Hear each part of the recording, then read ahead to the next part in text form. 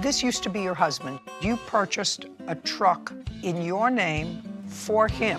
I said, I'm not doing this again like I did on the last truck. And you said, I couldn't pay it. It's only a few months late. How many months? I can't remember exactly. Oh, that's too long. This is Judy Justice. Terry Smith is suing her ex-husband, Tony Smith, for 3 ATVs and a lawnmower. Court cut in order. All rise. Have a seat, please. Kevin approaches the bench. Hello, Judge. Case number 2148, Smith versus Smith. Thank you. You're welcome. Miss Smith, this used to be your husband. You haven't been married in a long time, but after your divorce, you sort of remained friendly and you had some business transactions together. What kind of business? I would refer real estate business to him and refer flipping homes and the construction work. Did you take part in that as well? I did. In what year were you divorced? 2015. So this briefly is what I gather from the complaint and the answer and the counterclaim. At some point, according to you, you purchased 3 ATVs. Those 3 ATVs were originally supposed to be used in business. We purchased more than 3. How many did you purchase? Those were the 3 that were left. It was 14 of them that we had. And when you purchased those together as part of a business? No, those were mine. I purchased it. The business. 14. Business was mine. Yes. 14? Yes. You purchased them, you paid for them? Yes, I did. Okay, and you can prove that to me? I can. Okay. Do you agree with the fact your former wife purchased the 14 ATVs? Yes, I agree, but it was underneath an LLC that was formed. I don't care whether it was under an LLC or a little umbrella or a big shoe. She bought the ATVs. Yes. So one of the things that's in question is the ATVs now are in your custody? The remaining ones are in my home, yes. 3. Yes, ma'am. And you want them back? I do. She bought them. Why doesn't she get them back? Because, Your Honor, there is an outstanding invoice for work that I have done for her. What? It's construction work and other odds and ends that was helping her. That's not part of your counterclaim as a set-off, sir. That's not what you say at all. Okay, and also there is a counterclaim. You have a counterclaim. That has to do with your truck. So there really is no reason that you are holding those ATVs. Are they new? No, they were demonstrator models. There's 1 new one and 2 demonstrators. Okay, so within 5 days, you make arrangements to get those, okay? I assume that you have children together? No. So I assume that you are 2 civilized people. I don't know whether you need a police officer to accompany you to get those, but within 5 days, make arrangements to pick them up from his house. They're yours. I will. Thank you. Are we then finished with your claim? Now, there's a lawnmower, an electric zero-turn lawnmower. Okay. It's also part of that claim. Okay, I sort of remember that. Is that an old lawnmower? No, it was purchased in May of 2021. And who was it purchased for? He asked me, since he could not get it on credit, if I would buy it for him, and the next real estate transaction that I referred him, he said when he got paid, he would pay me the $4,800 back.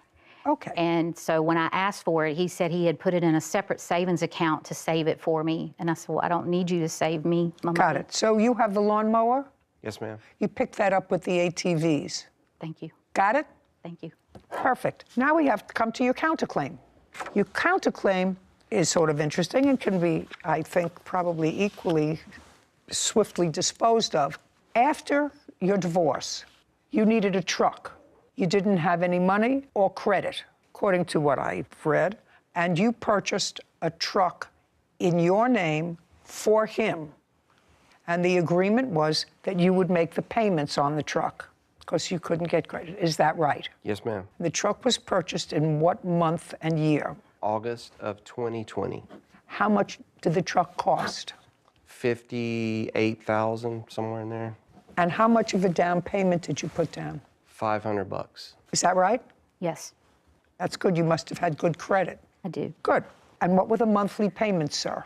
900 and I can't remember exactly. It was under 1,000. It was 940 something dollars, I think. And you paid for the truck the month of August of 2020 and all through 2021. Until when? When was your last payment on the truck that you made, that you can prove to me that you made?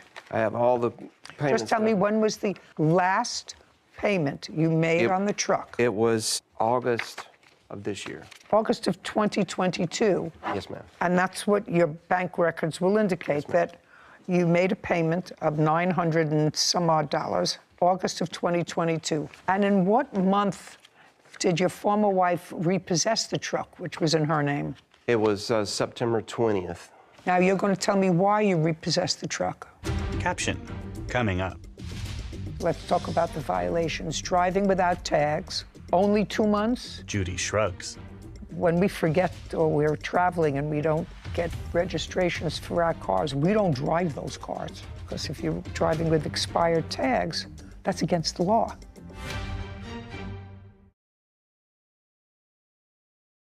A courthouse. The Judy Justice logo appears. In the courtroom, Terry and Tony. Terry Smith claims her ex-husband, Tony Smith, owes for 3 ATVs and a lawnmower.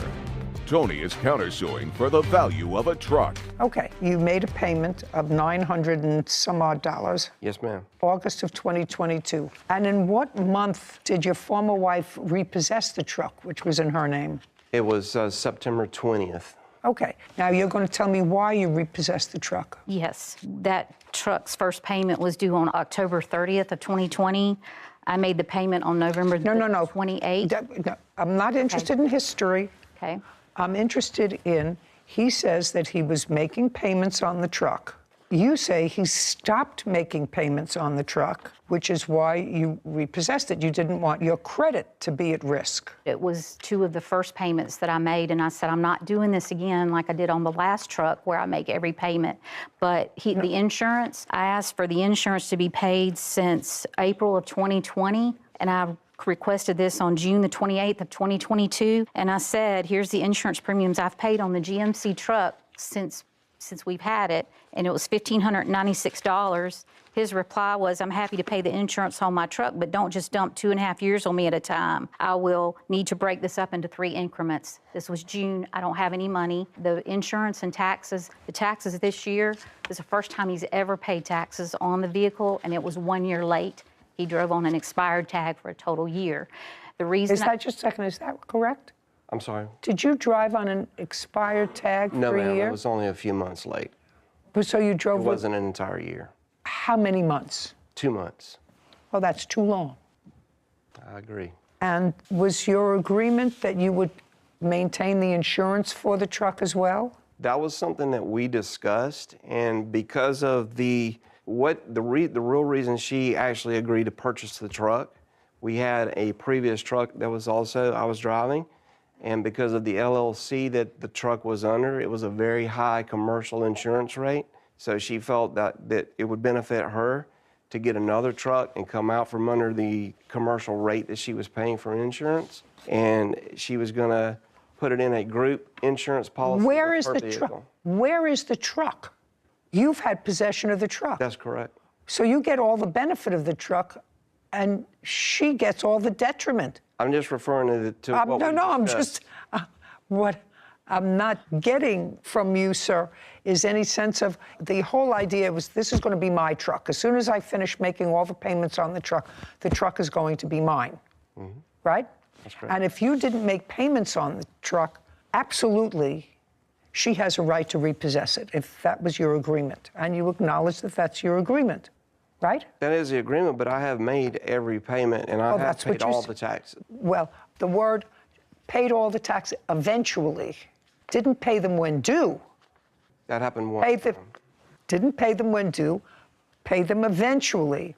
What about the insurance? The insurance, I agreed to catch up and pay her back for once she told me what it was.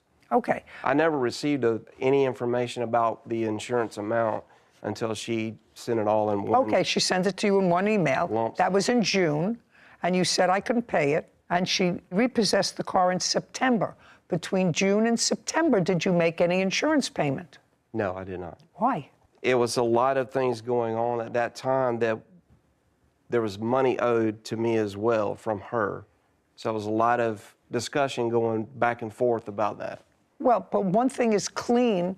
You know about the insurance, and if there's money that she owes you from construction or real estate or whatever it is, you have to put that in compartments.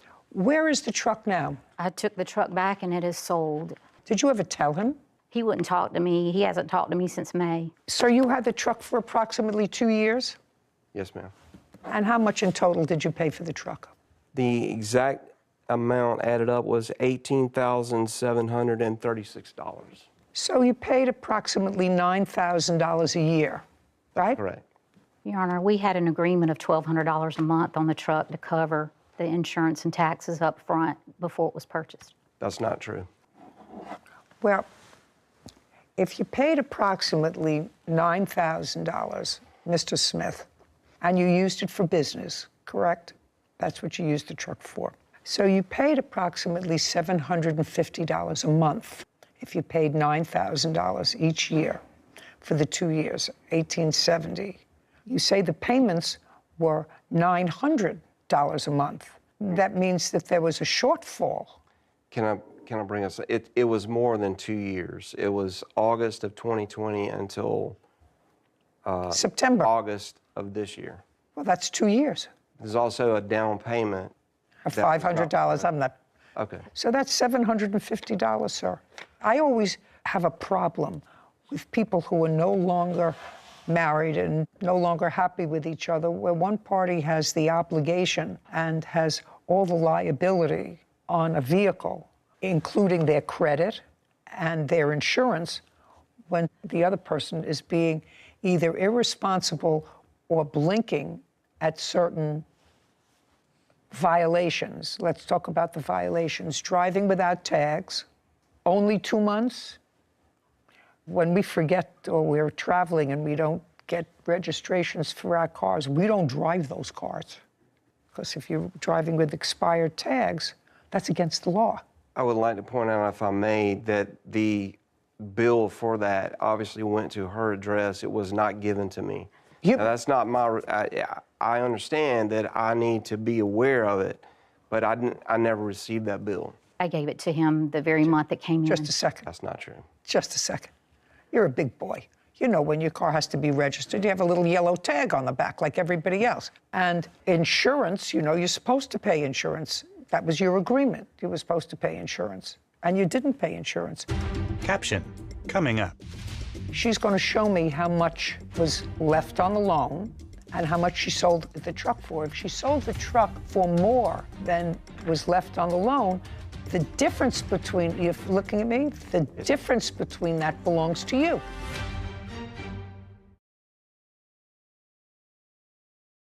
A courthouse.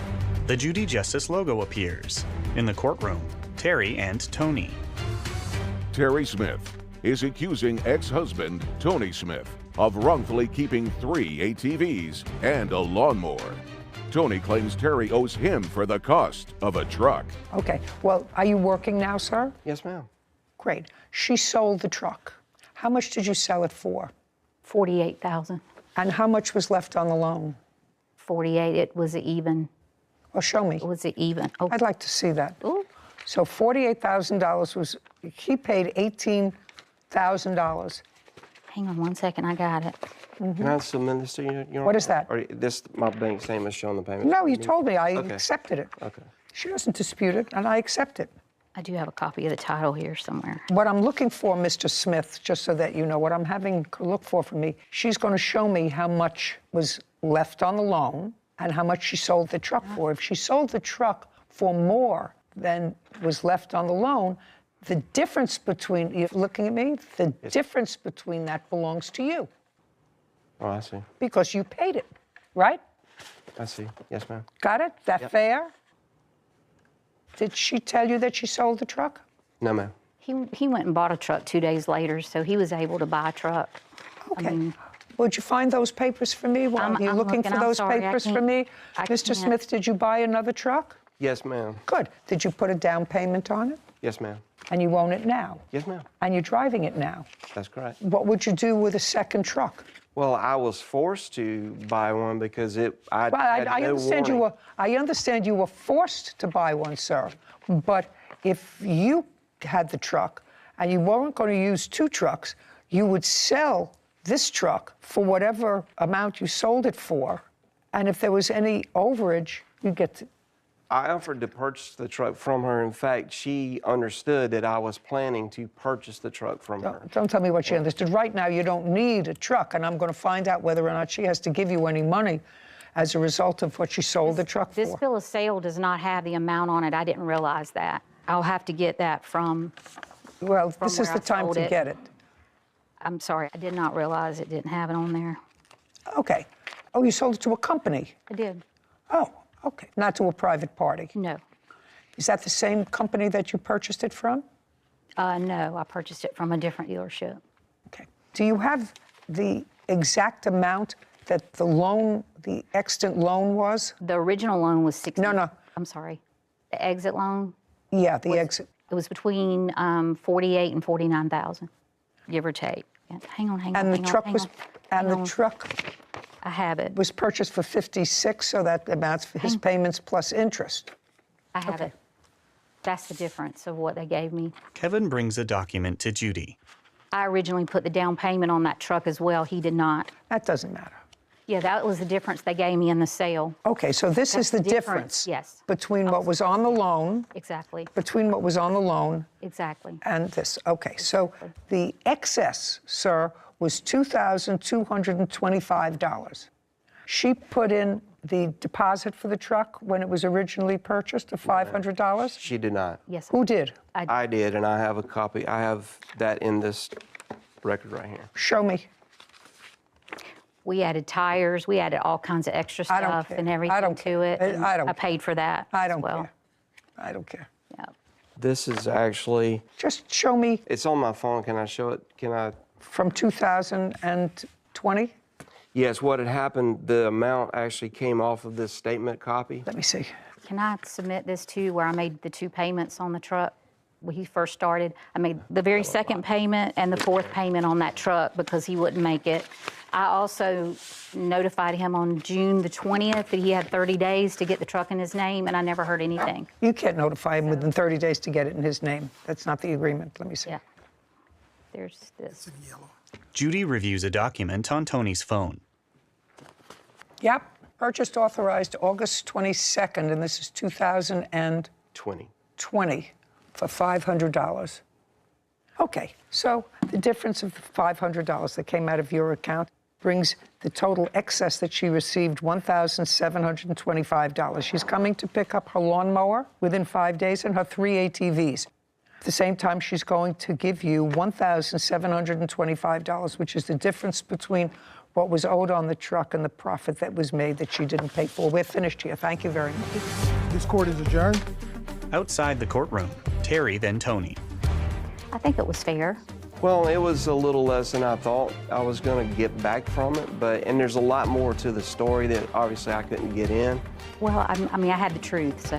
She understands why that is because there's an outstanding invoice from me for work that I've done that she's refusing to pay for. I have supported him since 2003. Construction work, I did a lot of planning and helping her with her current home that she's living in. It is just one thing after another, and I could never owe him one dime. I mean, everything was fine between us. Has trauma bonded me and manipulated me and gaslit me for all these years and kept me around just in case other relationships didn't work out. Until she found out I was seeing someone else. No. I had been asking for everything of mine that he kept and held hostage for a long time before that, but he's probably had many more before that. I just didn't know about them. But I'm happy. I was thinking he was making me think that we were reconciling while he was using me. I don't see us talking anymore. The bank is finally closed, and the bad bargain has just been a nightmare. It's been hundreds of bad bargains. No more business ventures. Judy and Sarah. You see, it's always a mistake, unless you're married, to co-sign a loan for anybody, a boyfriend, a somebody, An ex-husband. and especially an ex-husband. Yeah. Because I think what you said was true. There's always one person that gets no benefit and gets slighted and has their name on the line for their credit for future purchases that they want to make, and the guy who gets to drive the truck. And the guy gets to drive the truck. Of course, he says that the reason she got all hot and bothered is because he has a girlfriend now. I would have felt a little more sympathy towards him had he not gone out 2 weeks later and bought a new truck. Yeah, well. Title: Judy Justice. Want justice? Go to judyjustice.tv. Before you could move into the house, you had to upgrade the electric. Correct. You were dissatisfied with the company. I had it signed off, but it was signed off when the job was half done. That's your problem. You want to sign off when something's half done? Fine. I wouldn't sign off when my hair was half dried. This is Judy Justice. John and Cynthia Frazee are suing John's former client, Cynthia Booth, and her fiancé, Dwayne Burnley, for posting damaging reviews. Court come to order. All rise. Have a seat, please. Kevin approaches the bench. Hello, Judge. How are you, Case Kevin? 2079, Frazee versus Burley Booth. Thank you. You're welcome. Mr. Frazee, you are an electrician by trade. Correct. And how long have you been in that business, sir? Since 1986 as a license and 1978 as an electrician. Now, maybe a decade ago, you're going to give me the exact year, month and year. You were called to do a job for this lady. Your last name is? Booth. Miss Booth. And you did an electrical job for her. We'll go into it more fully in a minute. When you were doing that job, you brought in a helper. This gentleman whose name is Mr. Burnley. That's correct. And before you brought in Mr. Burnley, I gather from the papers, Mr. Burnley did not know Miss Booth. Would that be a fair statement? That's a fair statement, but he did not bring me in. I was actually just driving down the street, and I'm new to the mountain, and I drove by and saw Mr. Frazee there, and I was... Listen, this is not Gone with the Wind. This is not War and Peace. I asked you a simple question. Before you were brought in on the job, Okay, you didn't know Miss Booth. that's correct. Right. And that was about 10 years ago. Correct. Since that time, since you were brought in on the job, you and Miss Booth have gotten to know each other a lot better. Correct. And I assume that by a lot better, that the two of you live together. Correct. And you've been living together for how long? Since November.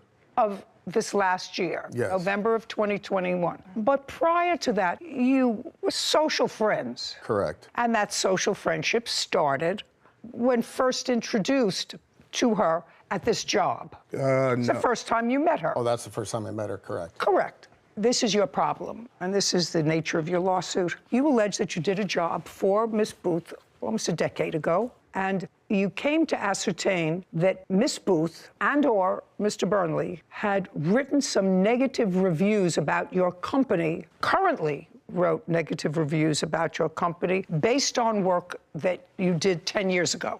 Yes. That's your complaint. And you asked them to take them down. First they did, then they didn't. You found other ones posted in different areas. Now, Mr. Burnley, are you a working man, sir? Yes. What kind of work do you do? I'm an electrical contractor in Big Okay. Now, at the time that you first met Mr. Frazee, did you have your own company? Yes. You had your own company. Yes. In what year did you do Miss Booth's job? I did it on April 30th, 2013, Your Honor. That's not correct. That's not correct. Shh. Month and year, you say you did the job. The job was done on May 9th of Of what? 2013. Okay, so we're off by a month. Is that right? I don't care. You were talking about 9 years ago. Correct. Now, tell me something about the job. What was the nature of the electrical job that you were doing? An older home needs to have at least a minimum of a 100 amp service. Ms. Booth's home had a 70 amp service at the time. She was purchasing it, and that came up on the inspection report to replace that, which I was engaged to do. So far, correct? No. Well, now I'll have your version. Did you have to upgrade the I electric? had to upgrade due to a homeowner's insurance. Okay, well, That's the what they home- required. What's the difference in what he said? He said that you had to have your electricity upgraded, and it came up in the inspection report. It did not come in an inspection report. Well, then how did they find out? I Who was found out honest about with it? my policy. What do you mean you were honest with your Well, policy? they asked me what year the house was and what amperage it had, and I said 75. And your insurance company said to you, it has to be 110 100. or 100. Yes. Before you could move into the house, for one reason or another, you had to upgrade the electric. Correct. Okay, and you hired Mr. Frazee Yes, to they do were that. my friends. I don't care whether he was your friend or not. If he was your Okay. friend and he was a vet, you wouldn't have hired him to do No. your electrical work. Of course He was your not. friend and he was an electrical contractor. Right, correct. And when he came to your house to look at the job, did he come alone or with a helper? Alone. Once you change the ampage in a house, do you have to get somebody from either the county or the city where you live to sign off on it? That's either a yes or a no. Yes. And once Mr. Frazee did that, modified the ampage, did you have an inspection? Yes, Your Honor. Do you have that inspection? Yes. I'd like to take a look at it. And the job was not. I didn't ask you anything. Okay. That also includes Mr. Burnley's Just a second. inspection. Just a second. I'm sorry. Don't volunteer. I'm old. I get confused. I try to keep these things very linear, so even I understand them. Judy reviews a document. This is the inspection sign-off on the work that you did in 2013. Have you seen it? Yes, of course you have. No. Well, show it to them. You do remember that you had to have an inspection afterwards. Of course. Ms. Booth. Of course. Okay, it's just common sense. If you didn't have the work done and you said to your insurance company, I had the work done, the insurance company would say to you, show me proof that you had the Correct. work done, otherwise we're not giving you insurance. Correct. So you know you had an inspection after he completed the work. It wasn't after It was, the work. The work was never, Shh. I didn't ask you anything. Okay. But I will answer for you. She Your wasn't- Honor. You can. Okay. You can. It- So the insurance company accepted your word that the work was done.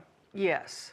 Okay. Can I have that back, please? And I did tell them I had it signed off, but it was signed off when the job was half done. That's your problem. You want to sign off when something's half done? Fine. I wouldn't sign off when No, my I hair was didn't. half dry. Caption coming up.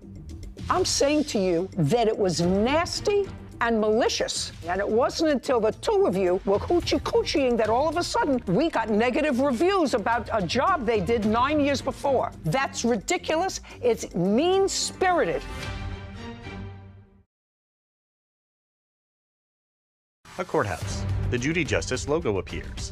In the courtroom, John, Cynthia Frazee, Cynthia Booth, and Dwayne. John and Cynthia Frazee claim John's former client, Cynthia Booth, and her fiancé, Dwayne Burnley, slandered their business. Dwayne is countersuing for filing a wrongful lawsuit. Now, my next question to you is, after 2013, did you perform electrical work for Miss Booth in her house? That's either a yes or a no. yes. Now I'm going to ask you, what was the nature? I don't know. What do you mean you don't know? I don't remember. You mean, just a second, you remember the work that you did when Mr. Frazee was there in 2013, when you were with him, but you don't remember the nature of the work that you did for your girlfriend in 2018? I'm pretty sure it was a panel upgrade. Just a second. I want you to think. What kind of work did you do for Miss Booth in 2018?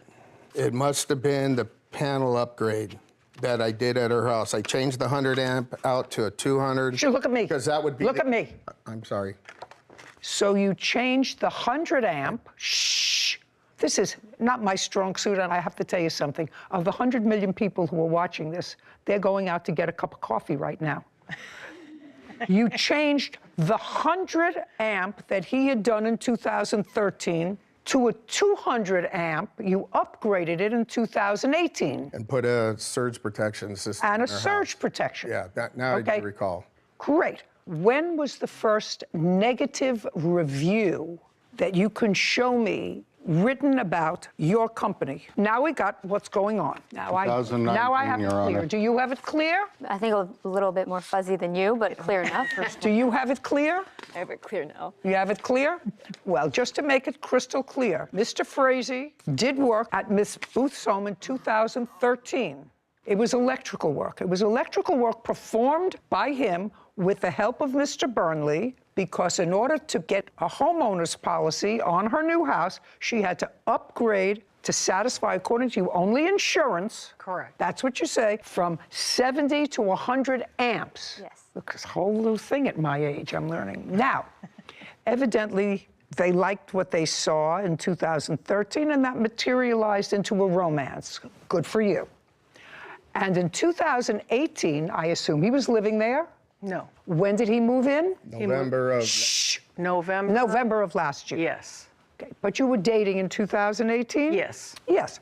In 2018, Mr. Burnley, not with the help of the plaintiff, replaced and upgraded the 100 amp to 200 amp, which is much better because I know that I have 200. That's, you have to plug things in. It's 110, 220, right? Yeah. 110, 220. And he put in a surge protector. Now, even I know what a surge protector is. Correct me if I'm mistaken. That means if there's an overload, a lightning strike, whatever it is, it protects it so the whole board doesn't fry and everything turns off, and then you have to replace all the wires go zzz. Am I right? Right. So he upgraded the system and touch of necessity what Mr. Frazee did in 2013. No question, had to do that. Now I'd like to see the negative reviews and when they started. The first one we found was in 2019, Your Honor. Well, are these in order? This was... That's the most current one that was in February of 2022. Did you write this? Frazee Electric, he was supposed to do a panel change and never put rods in and fried my electronics in my home and garage opener. Left such a mess and never cleans up. That's correct. Did you write that? Yes, I did. When? In what year? It's about 3 years ago. 3 years ago, 2018. Approximately. About when he changed the electrical Yes, system. Just a second. okay. About when he changed the electrical system. All right, then you wrote something. I will not even write this company 1 star due to the unprofessionalism in completion of work. Hired this electrician to do a 100-watt panel, never grounded, never finished, and left a mess. He's known for not cleaning up. Had to hire another electrical contractor that was most professional. Now, when did you write that review? About the same time. 2018. Yes, on a different review. That was a different one.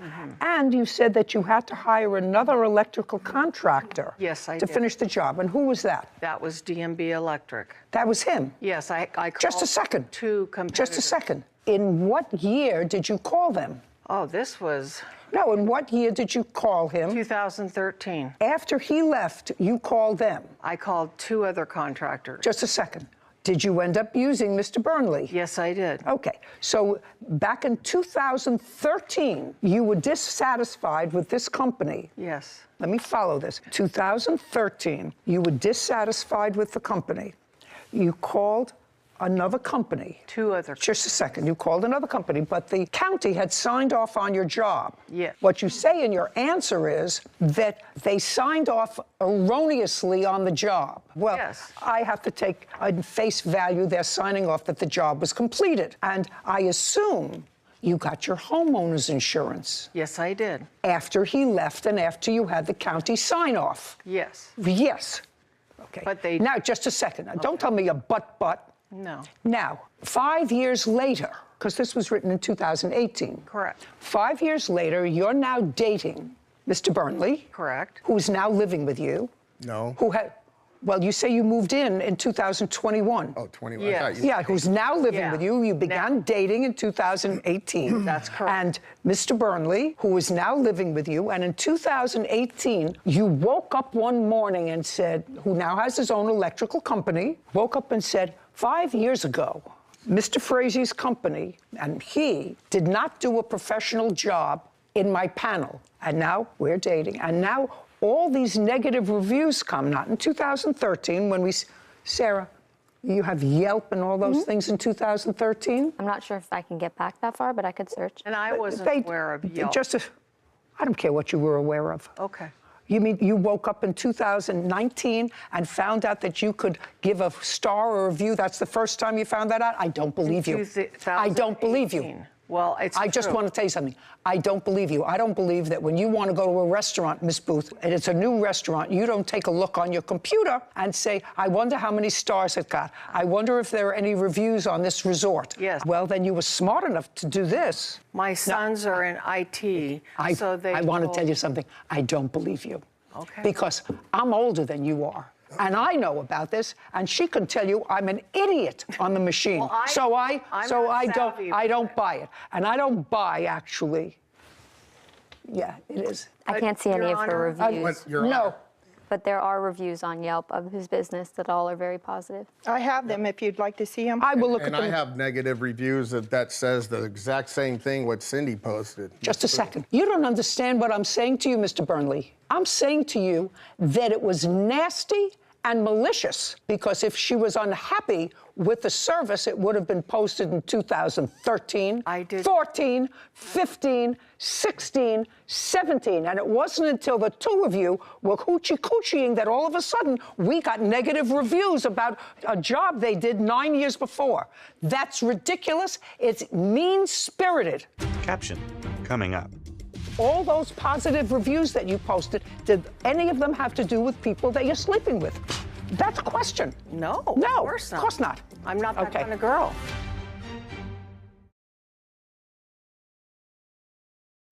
A courthouse. The Judy Justice logo appears. In the courtroom, John and Cynthia Frazee, Cynthia Booth, and Dwayne. Electrician John Frazee has accused his former client, Cynthia Booth, of posting damaging reviews years after the job was completed. It's mean-spirited. That's not correct. Just a John. sec. You say it's not correct. Well, I'm I'm just looking at the saying- timeline. I'm looking at an inspector's report. Right. Who is a disinterested party, who signed off on an electrical work. I'm listening to Mr. Burnley, who 5 years later did work that replaced his work from 100 amps to 200 amps with a surge protector, and all of a sudden, you start writing negative reviews about their company. That's the timeline. And if you want to try to fill me in and make me feel as if I made a mistake, I'll give you 30 seconds to do it. Okay. Yes, we started seeing each other in 2014. And my sons are in IT administration, and they had told me, Mom, you don't know Don't about tell me what Yelp?" your son. Don't tell me what your sons Okay, told you. I didn't know about Yelp or Google reviews back at that time, because I'm not computer savvy. You want to know something? I don't believe you. I don't believe you. I'm almost 80 years old, a lot older than you are. And I know that if I want to look something up, which I do occasionally, I look something up and I say, did so-and-so eat at this fish restaurant? It's a new place, it's a new town. I'm going to go there and take a look at it. I know how to do that. I know. And I'm an idiot, and I'm an idiot. And if you just found it out, if you just I found did. out I'm how to old do it, school. then there was no reason for your first review to be about his company. No. About a job that was There's done. 91 other reviews I've posted. Just a second. Positive or negative? Positive. Are you sleeping with any other electrician? No, I'm not. Just a second. That's the end. All those positive reviews that you posted, did any of them have to do with people that you're sleeping with? That's a question. No, No, of course not. Of course not. I'm not that Okay. kind of girl. What I'm telling you is the timeline doesn't make sense. These nasty reviews written about a job that started 9 years before, in this case, 6 years before, now that you are sleeping with a head of an electrical company, don't make sense. And my nose tells me if it doesn't make sense, it's not true. Now, when you came back a month later, what else did you do? That's it. Didn't At that clean up a time. mess. At Just a that second. time. Didn't clean up a mess. Yes, I cleaned up the mess. You cleaned up what My mess? mess. He your doesn't mess. clean up his mess. Well, you didn't. That's what she told you. No, I have other reviews of other people on the internet that posted that. I'm asking you a question. You didn't clean up his mess. I didn't No. clean up his mess. I Right. misunderstood you. Okay, well, that's what I said. You sorry. didn't clean up his mess No, I cleaned up his mess. and didn't write a review. Well, I didn't know about Yelp. I'm telling you, you can say it until the cows come home. not I don't true, Your believe Honor. you. I don't believe you. And I don't believe that the first year that you found out to write a review is when you and Mr. Burnley started a relationship. I just don't believe it. No. And I think it's mean-spirited. You have to know, Miss Booth, I think it's mean-spirited. But we were seeing each other in 2014.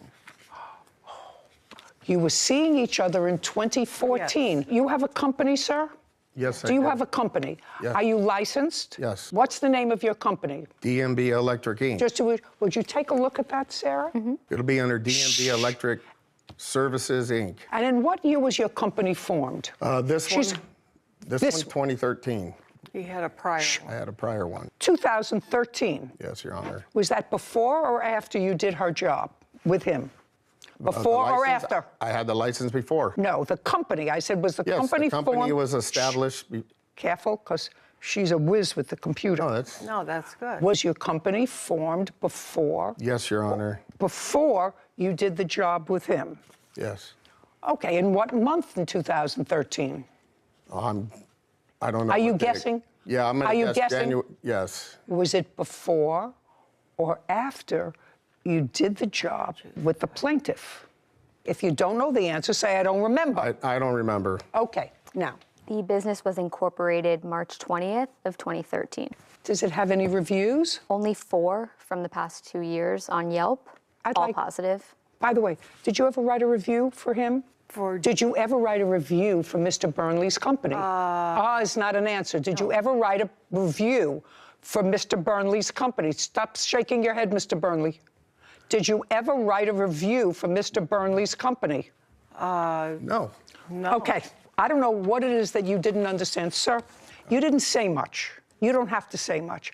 I got what went on here, and I think it was mean-spirited, and you're suing for $10,000. Yes, Your I Honor. think that their reviews and the abuse of the critique of your business warrants the award of $10,000. You have a counterclaim. Which one of you has a counterclaim? I do. Yeah, I'm going to tell you something. Your counterclaim's dismissed. I think that you were a co-conspirator in her writing these I was reviews. not. Counterclaim is dismissed. Judgment for the plaintiff in the amount of $10,000. We're finished here. Thank you very much. Your Honor. This court We're is done. adjourned.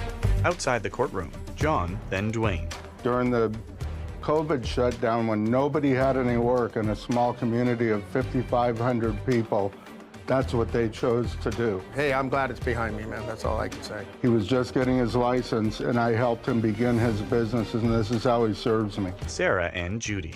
I agree with the judgment, but why $10,000? That seemed a little high for me. You can permanently hurt somebody's business, their livelihood, if you write a negative review. Because people more and more rely on the internet when they seek a service, rely on somebody else to say, I've had a good experience or I've had a bad experience. I believe, based upon the timeline that we heard, that the defendants wrote these reviews for a reason other than bad electrical work.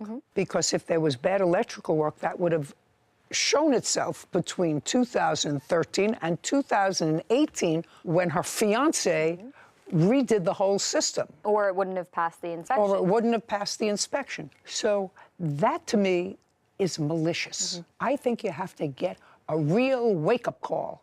And to me, $500 doesn't do it. It's malicious, and I don't think he has to show any real damages other than the reputation of his business has been sullied by someone for malicious reasons having nothing to do with work that was performed 9 years before. And I'm perfectly comfortable with that judgment. Title, Judy Justice. Have you been cheated? Go to Judy Justice. After you stopped working for him at the theater, you contacted the authorities. Yes, ma'am. He admitted to giving one of our 19-year-old employees alcohol. That's not accurate. A plaintiff glares at the defendant. Don't look at each other. I'm actually the nastiest one here. This is Judy. Noah Joyner and Harland Hendrickson are suing their former employer, Christopher Ricks, for unpaid wages and vandalism. Court come to order. All rise. Have a seat, please. Kevin approaches. Case 2094, Joyner Hendrickson versus Ricks. Thank you. You're welcome. I think that I'm going to start out with Mr. Joyner. Who is that? That would be you, because we start with you. He came in later to this scenario, is that right? Right. So let me try to understand, Mr. Joyner, what it is that you're suing the defendant for, considering what you wrote to me in your complaint. You were looking for a job. Whatever business you had went south, and you didn't have any money. That's not true. Well, let's see. It was said like that, but we did not lose a... After losing my jewelry business, Yes, ma'am. That's not right. well, that's what you signed in Yes, your ma'am. complaint. Yes. So I can only go by what you signed in your deposition. that you lost your jewelry business, that's what it says. In any event, you were looking for a job. The defendant has a theater, among other businesses. Yes, ma'am. And you sought out the defendant, Mr. Joyner? Yes, ma'am. Tell me how you sought him out. I was vending at a coffee shop. I was vending my jewelry. It's not a lost business. Would you just get on to how you met him? Definitely. So I was vending there, and I saw at the theater Pride Weekend. So I had called Chris Ricks, said, hey, is it okay if I come up there and vend my jewelry? Just a second. So you called him. Was his name on the poster? How did you find him? I just called the theater's number, and he answered. Okay, so you weren't calling him, you were just calling the number. Yes, ma'am. So you asked him, can I come and sell my jewelry at your theater? When was that? That was Wednesday, June 16th, 2022. Okay, and you were having some sort of an event? Yes, ma'am. Did Mr. Joyner come and set up his jewelry booth? They did, in fact. Were they charged for that? No, I did not. I just simply offered the space. They kind of told me their backstory and that they were having financial troubles, and I was trying to do a good deed for the community. Okay, so you were not charged for the space? Right. Yes, ma'am. And you went up there on what date to sell your jewelry? We started Thursday night, June 17th, 2022. When you say we, is that you? All three of us, yes. Okay, so did you sell any jewelry? A little bit. So not much, not enough for the three of you spending a day on the 17th. And then how did it come about that you sought out a job from Mr. Ricks? Because you did seek a job. On what date did you ask him if there was any work? Thursday night. Thursday the 16th. And what were you supposed to do? Supposed to bartend, open, close. That's not accurate. I'll get to you. And what were you supposed to do? And run the concession stand. Bartend, close, open, and run the concession stand. During what hours? 4 p.m. that day till 12 a.m., 1 a.m. that night. Could not really remember. Okay, and did you do that? Yes. And you weren't selling your jewelry at that time? I was going off and on, so anytime he had called me for a different job, I would take that. Sorry. So the answer is you were doing both. Yes, ma'am. So you were doing your own business and doing whatever task Mr. Ricks asked you to do. Yes, ma'am. That was on the 16th. And did he pay you for that work? Yes, he ended up paying just us. a second. And how much did he give you? Gave us $264 for that weekend. Not we. I gave me $264 that weekend. Did he work that weekend? Yes, we all three worked that weekend. Doing what? Everything. Well, we Mr. opened. Hendrickson is not suing for any wages from him other than for the painting that he did later. I'm asking you, what did you do for him and when, and how much did you get paid? I did opening, closing duties for him. I ran a bar. For how many days? 4 days, Your Honor. 4 days. In the beginning, but I did pick up more stuff whenever he called me for more opportunities. So he would be like, hey, we have jam band tonight. So I would say, okay, I could work. Okay, so you worked, say, until June 20th, you said, for 4 days, and then you would work after that period of time? Yes, ma'am. When did you stop going to the theater for the purposes of doing anything for Mr. Ricks? Month and day? Oh. One of the things you're supposed to have, Mr. Joyner, when you come to court, and if you're suing for wages, is you're supposed to have it right here, right in the front of your brain. What date you started, what date you stopped, what hours you worked, what you did. That's what you're supposed to have. Do you understand? Okay. Mr. Ricks, on what date was the last date you saw Mr. Joyner at your theater doing anything? Saturday, June 25th. So it would be a fair statement that certain days you saw him between the 16th of June and the 25th of June. Yes, ma'am. Now, you told me about the 16th that you started working part-time because you were back and forth between your own business and doing something for him, for which actually he gave you free space to sell your jewelry. Now, when you go someplace, you usually pay for space to sell your jewelry, right? Right. Well, I mean, I know that because I've had hundreds of cases involving people who rent space in a theater or under a tent or in a yard so that they can sell their jewelry. He gave it to you for nothing. Yes. And you're back and forth doing little errands for him on the 16th. Like what? 16th, while you were selling your jewelry. Tell me what you did. We worked the jam band for them that night. Not a we. I don't want to hear a we. I worked the jam band that night. He has like a jazz band that comes in and performs. And what do you mean you worked? I worked the concession. I opened, closed, bartended for him, anything that he was calling me over to do. That's a little too loosey-goosey for me. No, I can tell That's you a little exactly. too loosey-goosey for me. Okay, let's go. What did he do, if you remember, on the 16th? On the 16th, 17th, and 18th, that's when they had their jewelry set up. He did not work my concession stand at all. He did not work for me that time at all. That's not He true, Your started Honor. Don't working. speak. Do not speak. Do you see I asked you questions? He was quiet. Now it's his turn to speak. Now you have to be quiet. You understand? He worked Sunday, June 19th, from 9 to 2, which was 5 hours. That was brunch. He worked June the 22nd. They were late. They arrived at 3:12. You said they arrived. Both of them came that day. On the 20s? On June the 22nd. 22nd. Mm-hmm. Was that the first time that both Mr. Joyner and Mr. Hendrickson came together? To work for me in a theater capacity, yes. Okay. And that was June 19th? No, that was June the 22nd. But actually, I misspoke. I apologize. They both worked June 19th for brunch.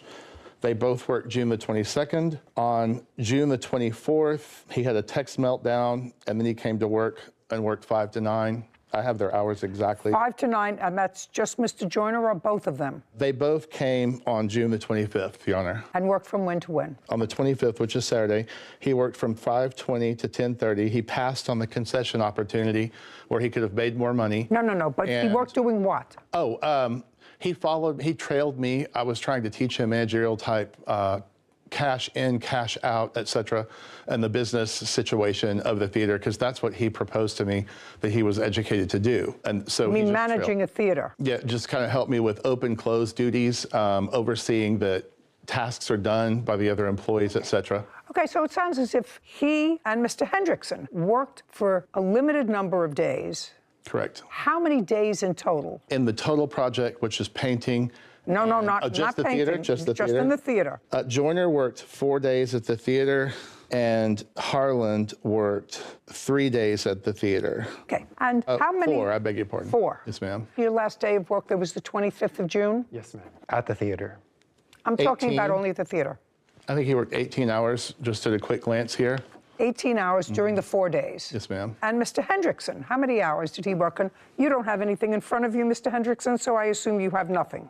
No physical evidence, is that right? Correct, Your Honor. All right, good. How many hours? Just under 12, actually. Say 12 hours. So one worked 18 hours, one worked 12 hours. Do you have any data to indicate that those hours are wrong? No, ma'am. Okay, great. Caption coming up. There was no actual documentation, like we did not have a clock in, clock out, but the 18 hours is not correct, though. We have Just no a second. data. You have no data. Right. He does. It's not actual fact. It's not fact. I don't know whether it's factual. How do I know? You're supposed to keep track.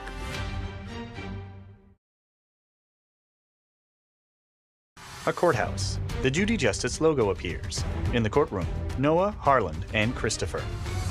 Noah Joyner and Harlan Hendrickson claim their former employer, Christopher Ricks, owes for unpaid wages and vandalism.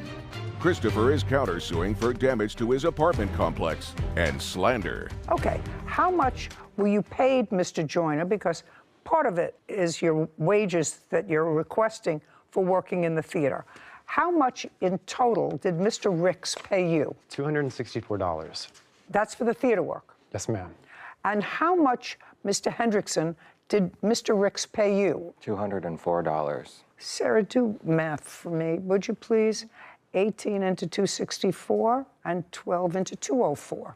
Now, on what date, Mr. Joyner, because this is where it gets sort of fuzzy to me. So far, this is what I'm getting, that the three of you were trying to start a business that was marginally successful in selling jewelry. So far, do we agree on that? Yes, ma'am. And as part of selling your jewelry, you approached the defendant, and it was really a cold call. You called a regular number, not Mr. Ricks personally, and told him your story. And he said, well, if you want to come down, I'll give you free space to sell your jewelry. And that was within his theater area. Yes, ma'am. So you would say that was very nice of him. And you worked for him, and he showed you the place, he showed you the books, he showed you, you started to do other things. Now, at some point, this is where I go a little fuzzy with you, Mr. Joyner, and maybe you can help me understand you. So you have someone who's been nothing but nice to you so far. On what date did you file a complaint with Alcohol and Beverage Control? That was July 5th, 2022. So let me figure this out. So you worked for him at the theater until June 25th. On July 5th, is that what you told me? Well, after the 25th of June, so we had kind of like a weird period where we were trying to figure out if we still wanted to finish the apartments for him. And No apartments. We haven't gotten to the apartments yet. I'm going to get to the apartments because he asked you to paint apartments. You went over there, and that's another part of your lawsuit. Just a second. Sarah Rose, how much did Mr. Joyner make per hour? $14.60. Minimum wage. And Mr. It's Hendrickson 11 in Arkansas. would be 17 an hour. And he made 17 an hour. Correct, for 12 hours at $200. But there was no Those actual hours are not Those correct, were there was no actual documentation. Like we did not have a clock in, clock out. But the 18 hours is not correct, though. We have Just no a second. data. We Just have a no second. data. You have no data. Right. He does. But there's no it's not actual fact. It's not fact. I don't know whether it's factual. How do I know? You're supposed to keep track. Yes, ma'am. You're supposed to keep track. We're not the business owners. Just a second. You want the money. Theater. Right now, he's paid you more than the minimum wage for being around. I mean, the theater ran for how many years before they worked for you for 6 days? Been about a year and a half. I bought it during COVID. Okay, and this was your first time working in a theater. Yes, ma'am. Yeah, so you had no fund of information. He wasn't paying you for expertise. He was paying you for those few days, and you were following him around, opening, closing a stand, whatever you were doing, and you were paid more than the minimum wage, which is, I assume, more than you made selling your jewelry for the 3 days you were there. Yes, ma'am. Right. Right. Okay. I'm still going to wait for this answer, because at some point after you stopped working for him at the theater, and after you had mulled over some information that you thought you had acquired while you were working for him, I want you to do a step-by-step why you contacted the authorities, because he does have an alcohol license, right? I assume if you have an alcohol, if you contact, don't look at each other. Just look at me. I'm actually the nastiest one here. Agree. Well, so alcohol beverage control. So what information, sir, did you give alcohol beverage control that caused the investigation? Your Honor, he was not the one that called them. I was. We both called. So what happened during the time that we were working those 4 days, he would serve other people alcohol. He would get on our asses about IDing people, how to sign the papers for ABC, everything. And I made sure to take a picture of the number. I didn't take a picture of the whole document itself. What are you talking about? What document? The ABC paper. Whenever we had to sign the paper saying that if we didn't ID someone and the ABC came in and found out about it, we would be fined and we would be held responsible, not Chris. We had to sign those papers. Okay. For that stuff. So you signed the papers. But during that, after we signed that, we noticed Chris was still giving out free alcohol to people, pouring it, wasn't even checking people's IDs. So I called the ABC and I said, I think there's suspicion that he's giving minors alcohol. Because there were people there that were 19 years old that were coming up to us saying, oh, well, yeah, we're 19, but we're cool with Chris and stuff like that in ways. Like they had a way with Chris or whatever, friends with Chris. We just started working there. We don't know the regulars. We don't know what the life is like. I'm just trying to think of why you would do that for somebody who was, forget whether I believe you or not, forget the loosey-goosey of what you just told me. Maybe he said, We actually have a recording that he admitted to giving one of our 19-year-old employees alcohol. Because he said... And? Just tell me, and? I want to know why you called them on July 5th. You were no longer there. Did that have to do with the painting? Was that before or after you started painting? That was after we started painting. Of course it was after you started painting. Now, so let's go to the second part of your lawsuit. Second part of your lawsuit involves the work that you both did for him. You have an apartment complex, Mr. Ricks. Correct. And that apartment complex contains how many apartments? 20. I bought it as a rehab. And it was completely vacant. And at the time that you asked them if they wanted to paint it, it was vacant, all 20 units? Correct. Tell me, how did you approach Mr. Ricks or he you about this house painting job? We were trying to get away from all the stuff that we were seeing and hearing at the theater. So we asked if he had other jobs for us, and he said he had apartments that needed to be painted last week, and that if we could get in there and finish them, great. Okay, now I'm going to come back to what you just told me. You just told me that you saw things at the theater that he served somebody that you know who was 19 alcohol. And that was very distressing to you. So distressing that you said to him, do you have any other work for us? It wasn't just that Just a second. instance. Just no, a ma'am. Caption, coming up. How many hours did you work on each of those days, Mr. Hendrickson? I do not remember the hours for the days, but I calculated all the hours together and it was 52. Well, then you know how many hours you worked. Technically, yes. What do you mean, technically, yes? Whitney grins. A courthouse. The Judy Justice logo appears. In the courtroom, Noah, Harland, and Christopher. Noah Joyner and Harlan Hendrickson claim their former employer, Christopher Ricks, owes for unpaid wages and vandalism. Christopher is countersuing for damage to his apartment complex and slander. Okay. Did he take you over to paint the complex in handcuffs? Did he take you over there in a van? Did you ask him for additional work? He's the only person really in Hot Springs, Arkansas that we felt like we could relate to and feel comfortable working for. I asked you a very simple question. Give me a very simple answer. Did you ask him for more work? Yes. And did he say, I have an apartment complex that needs painting? Yes. And did you agree on a price? Yes, ma'am. And what was the name of the last person that you did painting for? House painting. I did it for my parents when we built our house, but that's... Very nice. I also painted a room once in my dining room when I was 24 years old. I actually thought I did a pretty good job. I would not hire myself out as a house painter, but because I painted my parents' living room when I was 12. So the answer is you had The reason why he was asking us to paint because he couldn't find someone else to paint for him because he wasn't paying people. I didn't ask Noah to paint. Shh. That's correct. Just a second. Sir. I was not asked to paint. Sir. No. Mr. Joyner, you know where your problem is? Your problem is you were dissatisfied with what you saw at his theater. And then you went, and now I'm speaking. You were dissatisfied with what you saw at his theater. While you were there, working at the theater, you did nothing about it.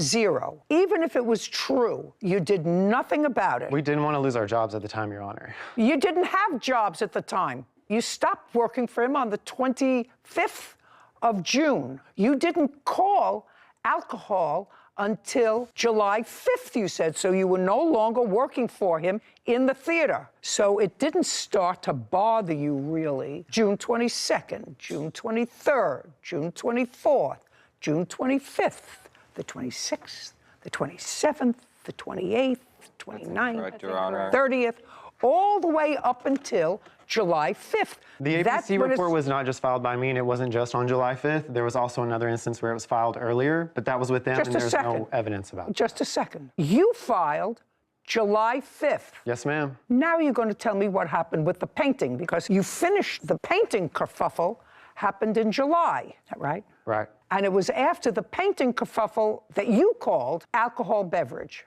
Yes, after the painting kerfuffle. Well, it was So during. It was during. What? It was during, kind of, almost. You're getting the feeling that It I'm wasn't not just sympathetic. me that filed the report with ABC. Well, just a second. You mean one of these other people who was also jobless? Filed. I don't care. So we shouldn't have reported it at all. No, I'm trying to get to your motive, sir. If it was so abhorrent, My motive. I have no motive. Speak, I am just owed what- don't try to speak worked over for. me. Don't try to speak over me. That No, I'm trying to doesn't fight for what I'm work. owed. So far, you're not owed a thing for the theater. Now we're getting to the painting. I'm just trying to see what motivates somebody. And I'm not excusing the fact that if Mr. Ricks serves alcohol to minors, that's not a good thing to do. He can get into real difficulty. And they conducted an investigation as a result of the calls. All I have to ask you is this. Do you still have your liquor license? Absolutely. Okay. Was it ever revoked? No. And I've had multiple in the state of Arkansas. So you're not owed any money for the theater. Now we're going to get to the paint. When did you start painting in the complex? Date. June 27th, 2022. 6/27. Did you paint there 6/28? Yes. Did you paint there alone or with Mr. Hendrickson? Mr. Hendrickson. Is that correct, sir? Yes, Your Honor. Did you paint on June 29th? Yes, Your Honor. Your Honor. Did you paint after June 29th? No, Your Honor. So you painted there for 3 days. Is that correct? Actually, 5 days that I was there. I started on the 23rd. I was there for 3. And did you work the 23rd? I worked the 23rd through the 29th. Just 7 days. 23rd, 24th, 25th, 26th, 27th, 28th. So you worked weekends? Yes. It's not. Did you work weekends? I worked the 23rd through the 29th, 7 days. Well, 7 days. Just a second. Pay attention to me. 7 days includes a weekend, Yes. Saturday and Sunday. Did you work Yes. Saturday and Sunday? Yes, I did, Your Honor. Not Sunday. I'm going to go back to you. Did you work Saturday and Sunday? I worked the morning of Sunday, and I left 3 hours All right. after getting there. Okay, so forget Sunday. Now, how many hours did you work on each of those days, Mr. Hendrickson? I do not remember the hours for the days, but I calculated all the hours together, and it was 52. Let me understand what you just said to me. You don't know how many hours in each day, but you calculated them together and came up to 52 hours. Would you repeat what he said to me? Because it's mind-boggling to me. He said, I do not remember the hours for the days, but I calculated all the hours together, and it was 52.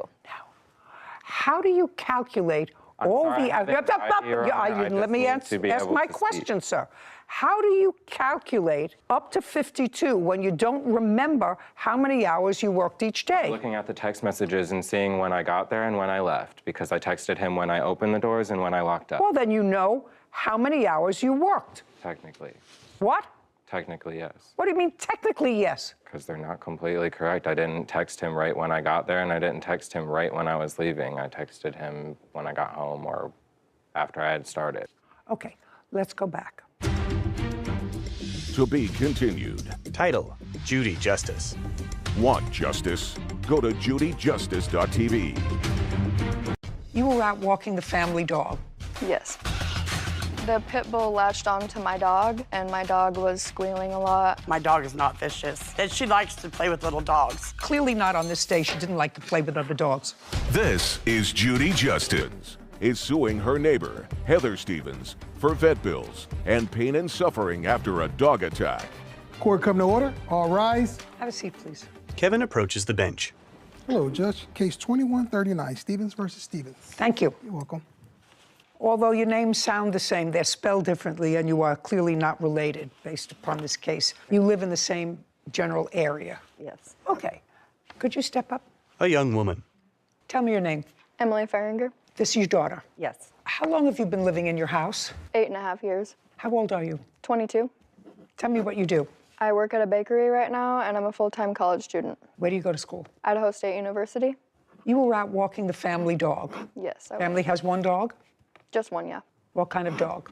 It's a miniature schnauzer. Weighs about 10, 12 pounds? Yeah, around there, 15-ish. How old is the dog? He is 9. You've had him since he was a puppy? Yes. This case has to do with injuries that your dog sustained. Yes. And the payment of vet bills by the defendant, who you allege has 2 dogs unleashed that attacked your dog while you were walking. Correct. Him. Just one dog. One dog. One. One dog attacked our dog. You have a pit bull. Yes, ma'am. What color? White and brown. How old? She's 5. Is that the only dog you have? Yes, ma'am. Okay. Tell me what date you were walking the dog that this incident happened. July 26, 2021. Time. Around 8 p.m. Dark? No. Still light out. Yes, ma'am. Were you walking in the neighborhood? I was walking down the sidewalk, and I passed the defendant's house, and I reached the end of the sidewalk. Your dog's name is what? Jax. On a leash? Yes, ma'am. Do you always walk the dog on a leash? We do. Tell me what happened. I was walking down the sidewalk, and I reached the end of the sidewalk. I was about to cross the street, and... Do you have a picture or diagram? I do. I of where have a this diagram. happened? May I see it, please? Oh, okay. There it is. Would you go over to the diagram so that you can point directly and I can understand where this happened? A map of the street corner. I was standing right here, and I noticed the dog come up on my left side. On your left side? Yes. Did you notice from where the dog came? It seemed to be out in the street when it approached me. So it didn't come from the defendant's house, it came from the street? Yes. It had been on the left-hand side of me. And then the pit bull latched onto my dog on its leg. What color pit bull? Brown and white. Was there any fighting or a scuffle before? No, ma'am. It just ran up to me and it latched onto my dog's leg and it picked my dog up and was yanking it around in the air. And it was very loud and my dog was squealing a lot and crying out very loudly. So I yanked his leash so that I didn't have to bend down and get hurt myself. And I picked him up and I ran back. So you yanked him up by his leash? I did. Okay. Did he have what kind of a collar on? A regular collar or one of those harnesses? We have both, so I'm not sure which one he was wearing at that time, but I believe he was wearing the collar. Just the collar? Yes. So you lifted him up by the collar? Yes. Did you see where the dog went? I do not remember. I think the pit bull ran back into the defendant's household. But you're not sure? I'm not sure. What did you do next? We took the dog to the animal hospital. Okay.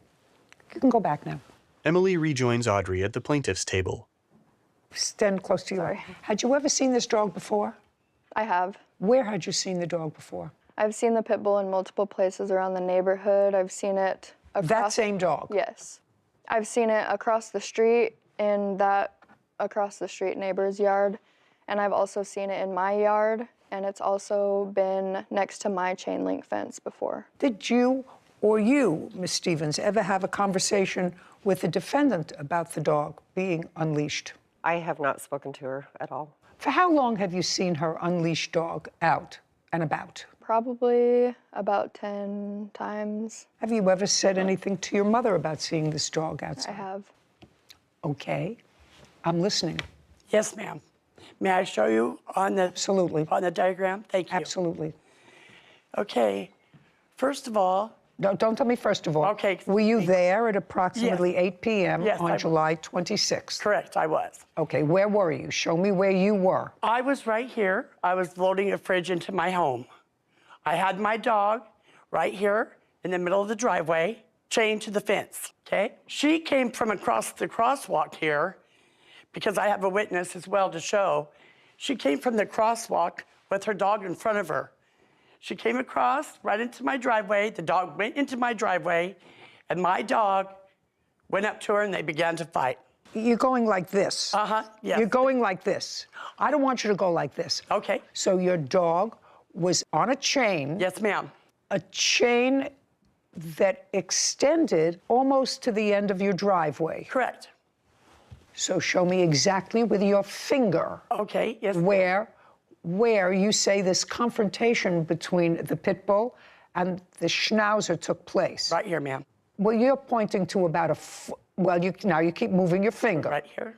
Heather points at the end of her driveway. Caption coming up. You know that I don't believe that your dog hasn't been out and about in the neighborhood, unleashed. No, ma'am. I don't let my dog off a leash. We do have pictures of the dog as well, if you'd like to see those. Oh, do you? We Yes. You mean out and about? Yes. Oh, I'd like to see that.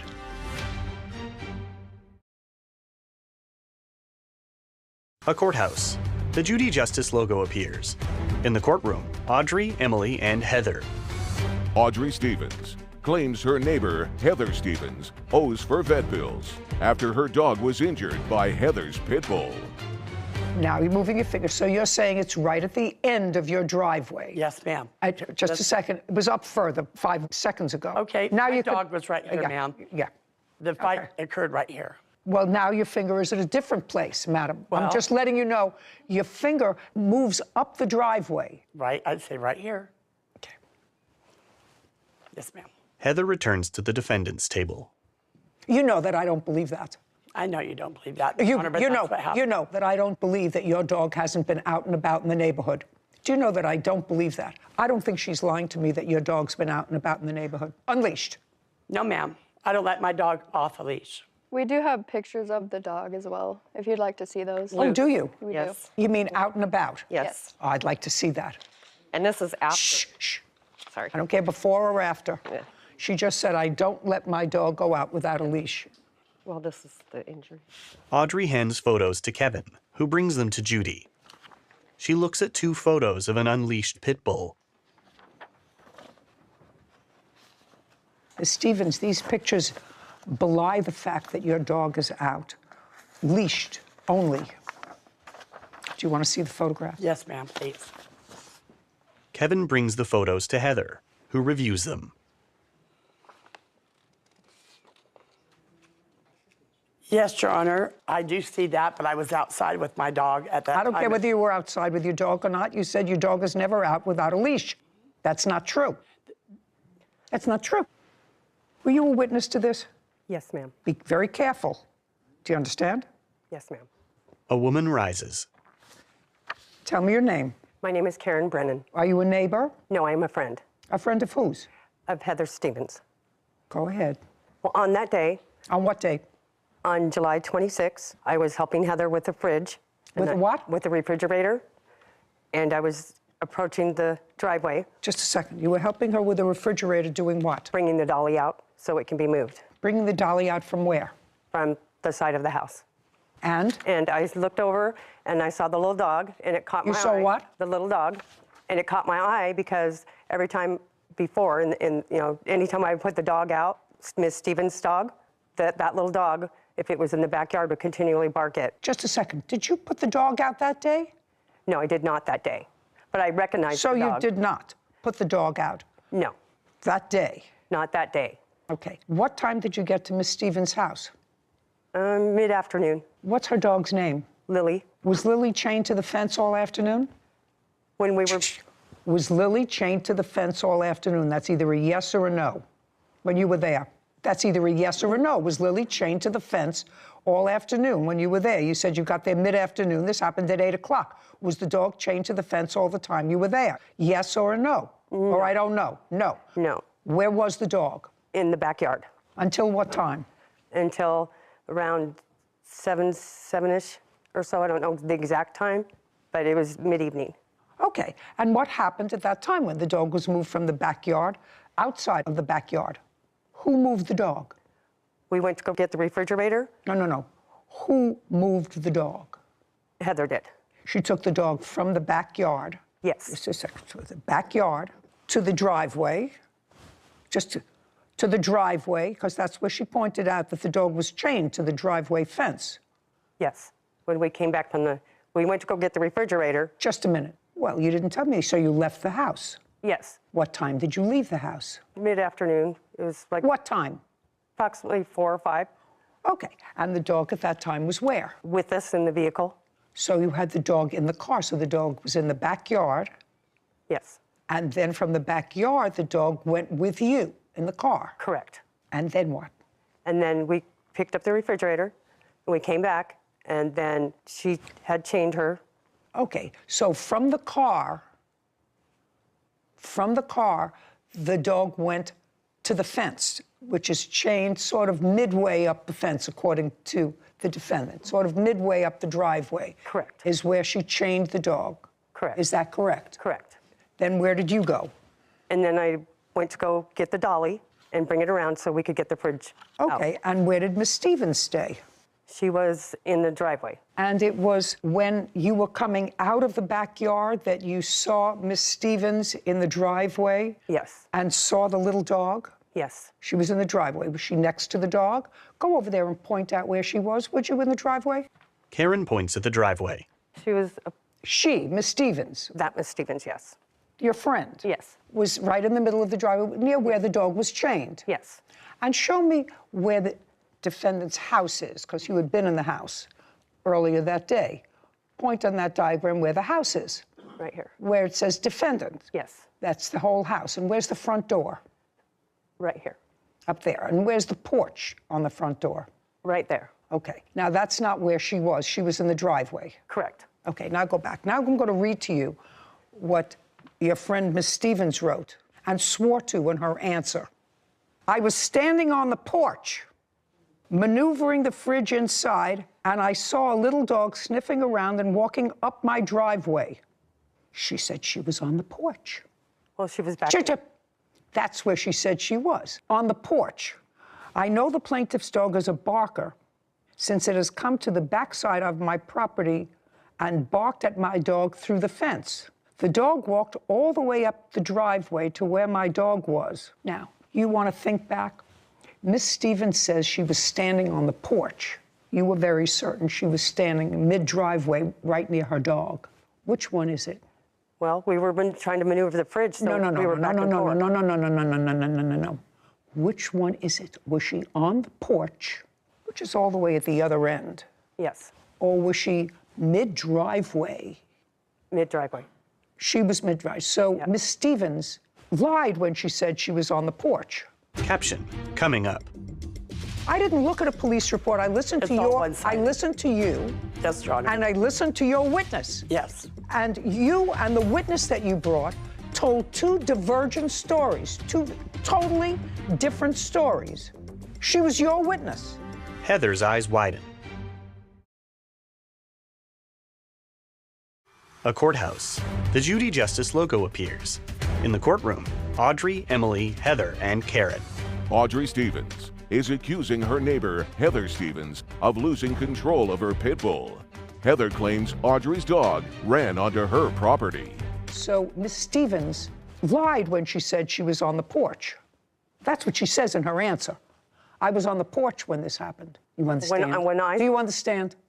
Yes. Sit. Karen sits. Can I see your vet bills, please?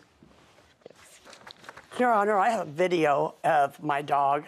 Can we present the video that I have brought? You mean for that day? Yes, ma'am. No, not for that day. No, not for that day, but just to show you that my dog is not vicious. That she likes to play with little dogs. Clearly not on this day. She didn't like to play with other dogs. That dog is constantly barking at my dog in the backyard, and that's the only. My dog loves dogs. I have obedience records. Miss Stevens. Yes. I want you to understand something. Yes, ma'am. Whether the Schnauzer is a barker or not a barker, I told you, I didn't believe you when you told me that her dog was off leash. I didn't believe that. Either you or your witness lied. I don't know which one. So I'm going to have to assume it was your witness. Do you want me to assume it was your witness or you? So one of you lied. She says you were in a totally different place. She was coming out from the backyard. That's where she was. She had gone to get the dolly.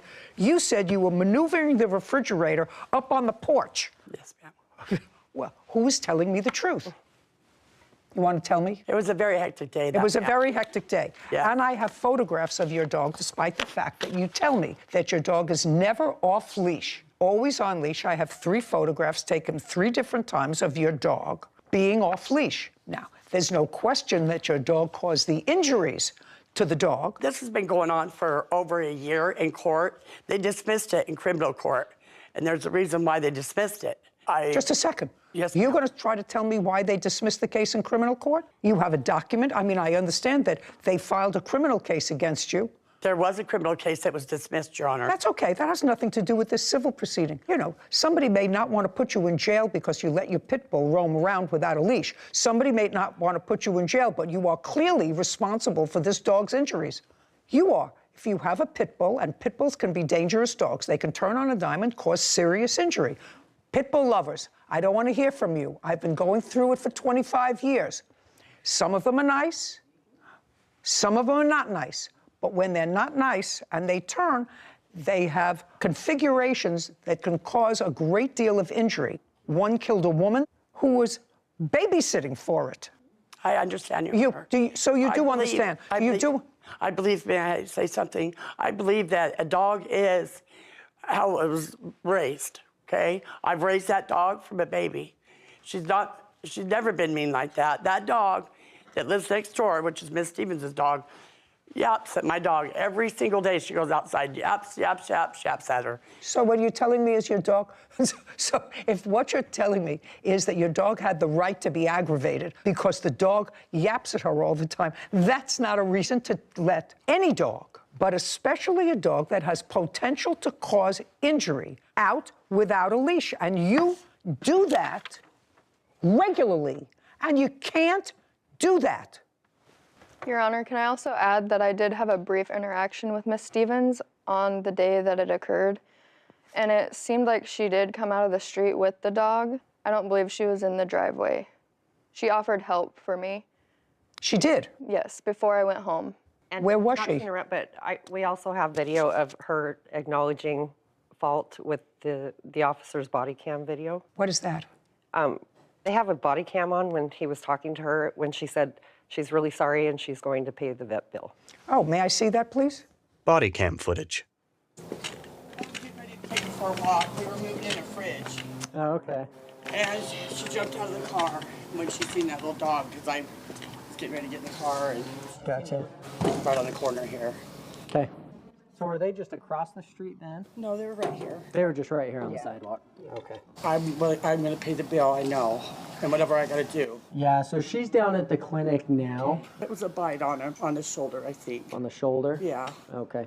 And she was just protecting me. Sure. That's all. And I'll pay the bill. That you're responsible And I want to for, so- apologize. Sure. I feel bad. I do feel bad about it. I do love dogs. I'm a dog lover. And I do feel bad. And I believe she just said, the defendant just said that she was in the street when that happened. It was in my driveway that happened, Your Honor. I'm just saying, we want to be honest. Was your dog on a chain? My dog was on a chain, Your Honor. Another thing, I never got my side of the story added to that at all. It was all one-sided. The whole police report was one-sided, Your Honor. I didn't look at a police report, I madam. have one right here. Just a second. I didn't look at a police report. I listened It's to all your. one-sided. I listened to you. Yes, Your Honor. And I listened to your witness. Yes. And you and the witness that you brought told two divergent stories, two totally different stories. She was your witness. Yes. Easily confused, but she was your witness. And you should have prepared her better, consistent with what your answer was. Do you understand? Yes, Your Honor. I wasn't trying to. Very, very good. Okay. Pain and suffering, unfortunately, is not yours. If you had had injury to yourself, and I think that the law is a little crazy there, but we can't gauge pain and suffering for an animal. Anyway, your vet bills were $435. Your Honor, we just added that just because, you know, I understand. Blatant disregard and the dog's still out all the time. Oh, no, excuse me. The total with tax was $441. Judgment for the plaintiff. Thank you very much. Thank you. This court is adjourned. Outside the courtroom, Emily, then Karen and Heather. It's been a struggle just because of how long it's been going on. It was a crazy day. The dog almost got to our dog's leg bone and broke it. Because the dog is always japping at my dog. It was pretty scary. So it surprised me that that happened. He was bleeding and everything. She's not vicious whatsoever. We ran him up to the hospital. The animal control never get in my house. I had a feeling that Judy would see right through her, so. I love dogs, and I felt sorry for the little dog. I'm happy about the settlement and how we got our money. Judy and Sarah. I'm not even going to get on my soapbox with regard to dogs that are potentially dangerous. There's no question that this lady has a dog that she's had from a puppy, and the dog has never caused her any difficulty. But there's also no question that she lets that dog out without a leash. I mean, they had proof of different occasions of the dog out and about. After this happened. After this incident. After this incident. So you can, I think that's also a great lesson, that you can feel bad and be an animal lover and want to take care of the bill. But if you don't take any subsequent remedial measures to fix your bad behavior that caused this great deal of injury, then I don't really believe you that you feel sorry or that you're a dog lover. Because, well, that's an interesting perspective. Yeah, I mean, you knew what you had to do to ensure the safety of the dogs and other people in your neighborhood, and you chose not to do that. So after it had already had an incident. Exactly. At least one. Yeah. Title, Judy Justice. Want justice? Go to judyjustice.tv. You moved into your sister's home. Yes. I honestly just want to be done with her. No chance of a reconciliation. No. This is the funeral of our relationship. That's even worse. This is Judy Justice. Tiffany Nilsson is suing her sister, Brandy Maida, for property damage, harassment, and lost work. Judy enters. Court come to order. All rise. Have a seat, everyone, please. Kevin approaches. Hello, Kevin. Case number 2006, Nelson versus Mata. Thank you. You're welcome. Miss Nelson, this is your sister. Yes. How old are you?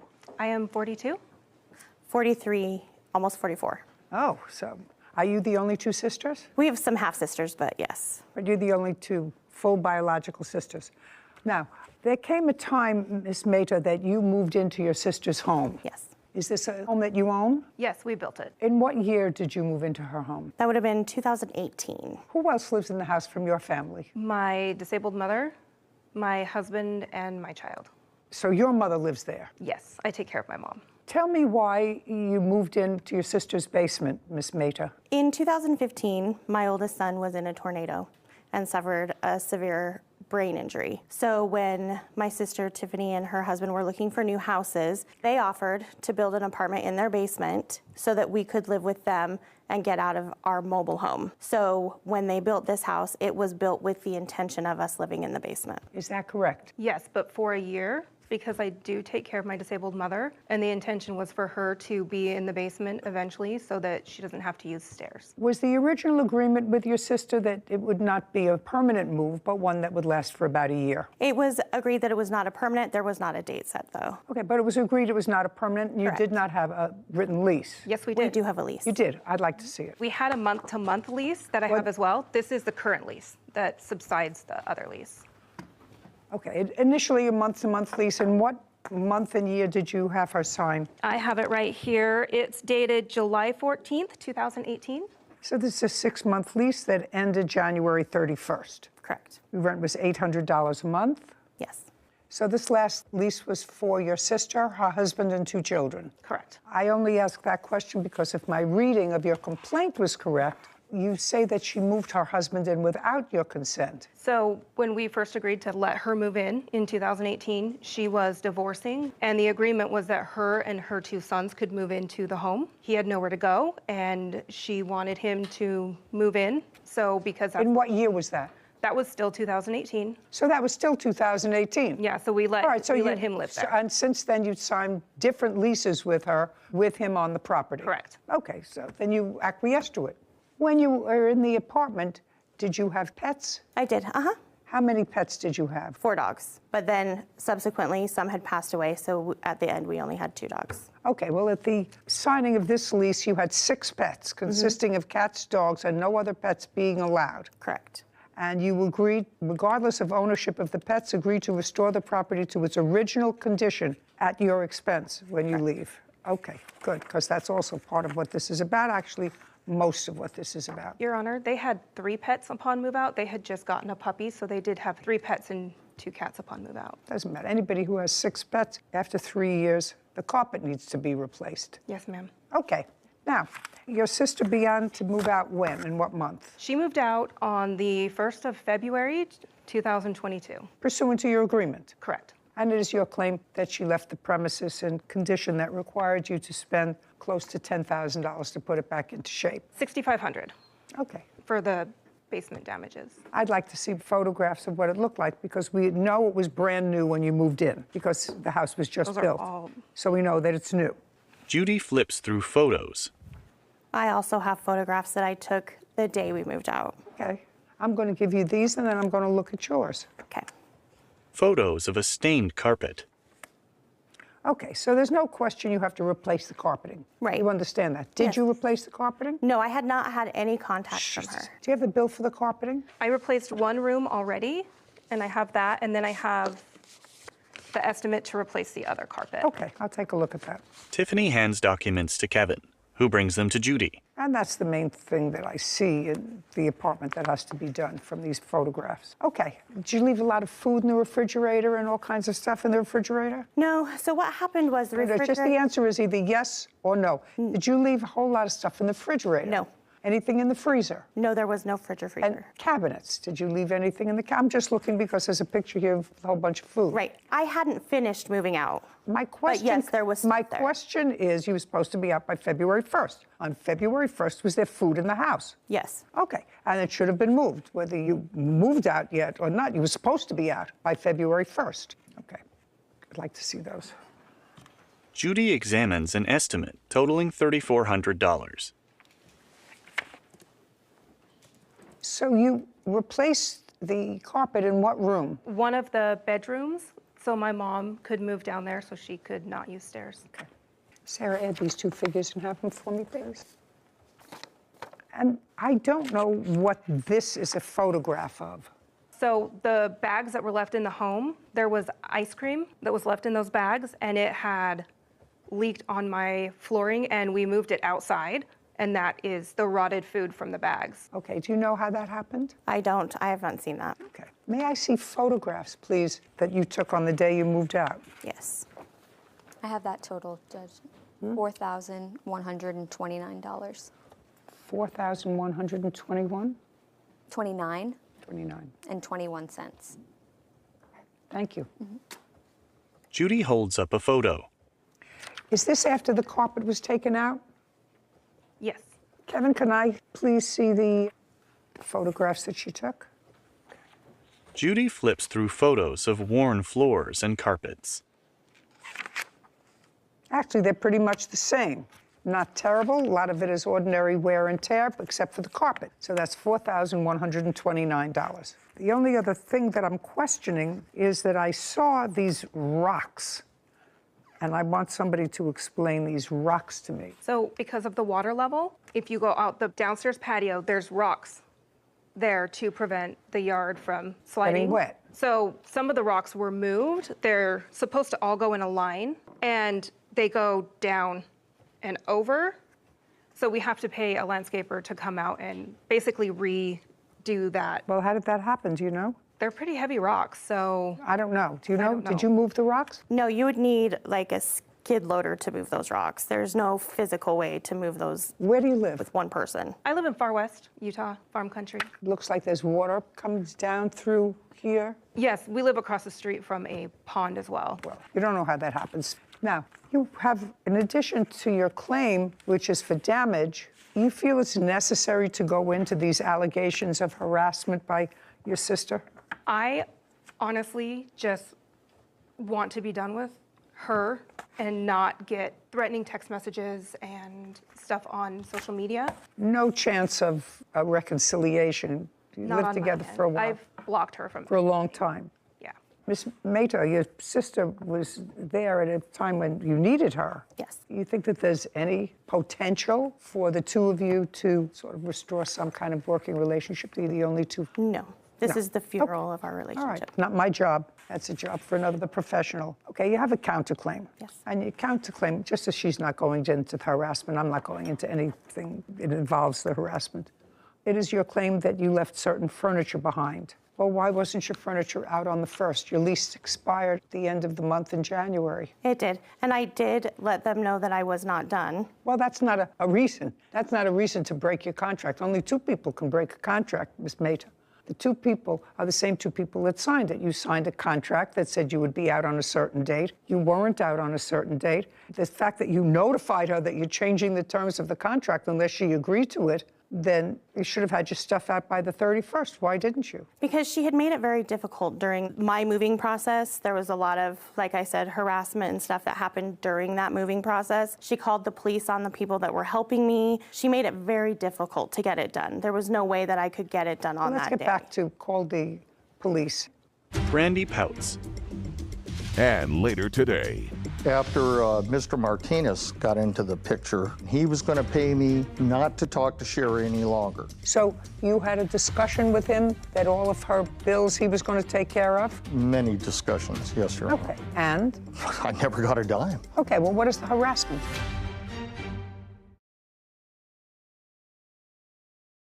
A courthouse. The Judy Justice logo appears. In the courtroom, Tiffany and Brandy. Tiffany Nelson claims her sister, Brandy Mehta, owes for property damage after living in her basement.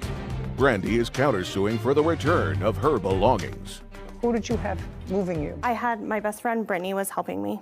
Does Brittany and your sister have any negative history? They do. Okay. Well, if they have any negative history, why would you have her come into the house? Because she doesn't have any access to Tiffany at that point. There was no reason for them to talk. They wouldn't be even associating. You know, if I knew that there were issues between my landlord and a particular person, especially if my landlord was my sister who let me move into her house, just from a question of using my brain, I wouldn't bring somebody that had been on the outs with them. If they didn't like them, that's one thing. You know, I'm really not crazy about your friend Brittany. That's one thing. But if you knew that there was an active, aggressive feeling against one or the other, you should have had somebody else move. So why didn't you get your stuff out? Well, so I didn't think that it was as serious as that. They are related. If they're related and don't like each other, or the plaintiff doesn't like her, then that's even worse. Go ahead. Yeah, so she was my only help. I didn't have anybody to help me at that time. So. Then start doing it sooner.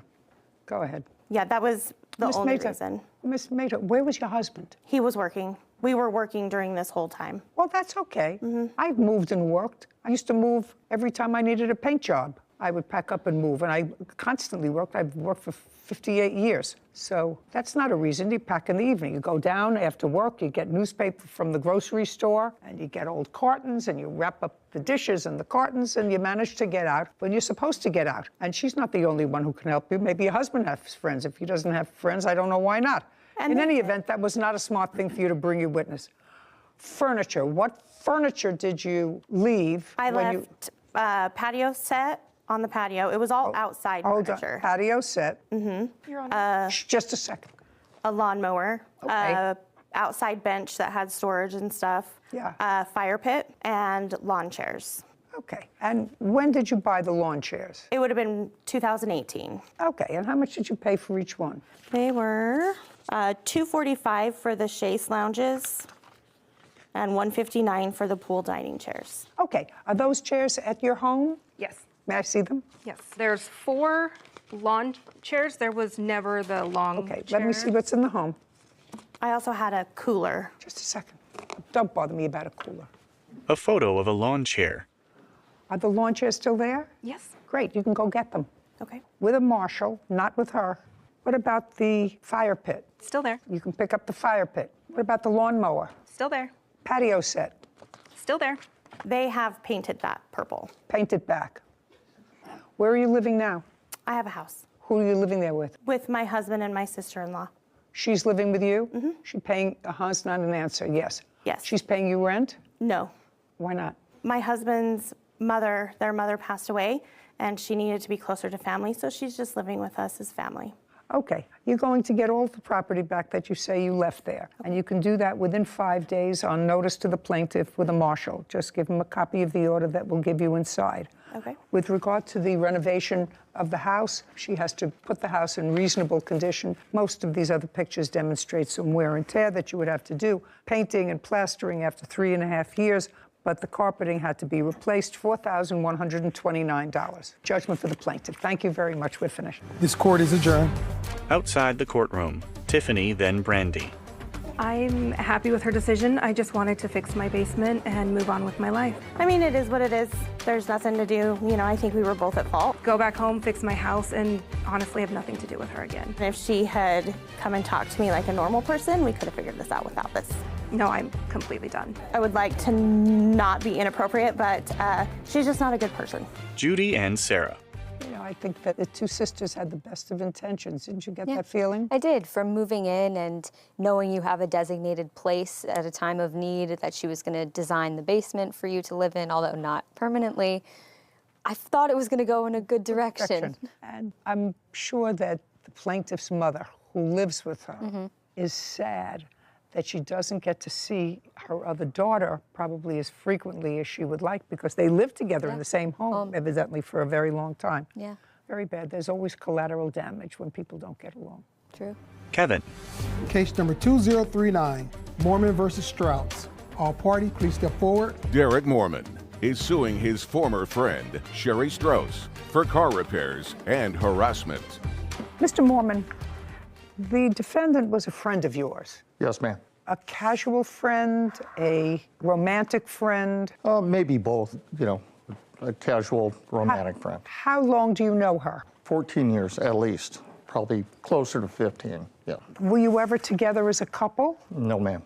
And it is your claim that because she was in financial trouble, you extended a loan to her to fix her car. Yes, ma'am. That's what this case is about. You also say she harassed you, but most of this case is about the loans to fix her car. Ms. Strauss says that you did, in fact, work on her car, but you caused more damage to it than it originally had. And she is counterclaiming for car repairs that she has to make because of work that you did on the car. Who is this person? My fiance.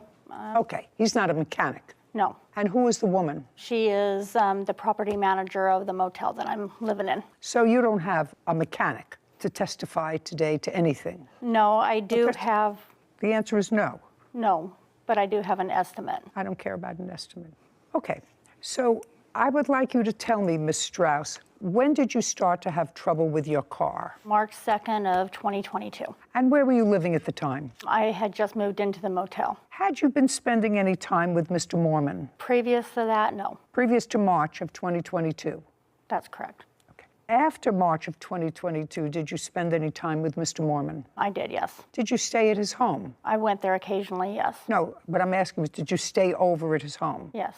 Okay. And when you started to have trouble with the car in March, when you hadn't been staying at Mr. Mormon's house, did you call him and let him know you were having trouble with your car? I did as a friend, yes. And what did you say to him, and what did he say to you? I just told him I dropped my son off at his taekwondo, and we were trying to leave, and my car was not working. And what did he say to you? That he will come and help me. And help you? Yeah. That was on March 2nd? That was on March 2nd, yes. And did he come to the motel where you were staying? No, he did not. Well, how did he come and help you with the car? Because my car was at my son's taekwondo, so he went there. He came to where you were? And did he take your car someplace? Not on that day, no. What did he do on that day? On that day, he took me and my son home. So that was March 2nd. Keep going. March 2nd, March 3rd. And then on March 3rd, we ended up having my car taken over to O'Reilly's. Well, we got a battery. How much was it? It was $167.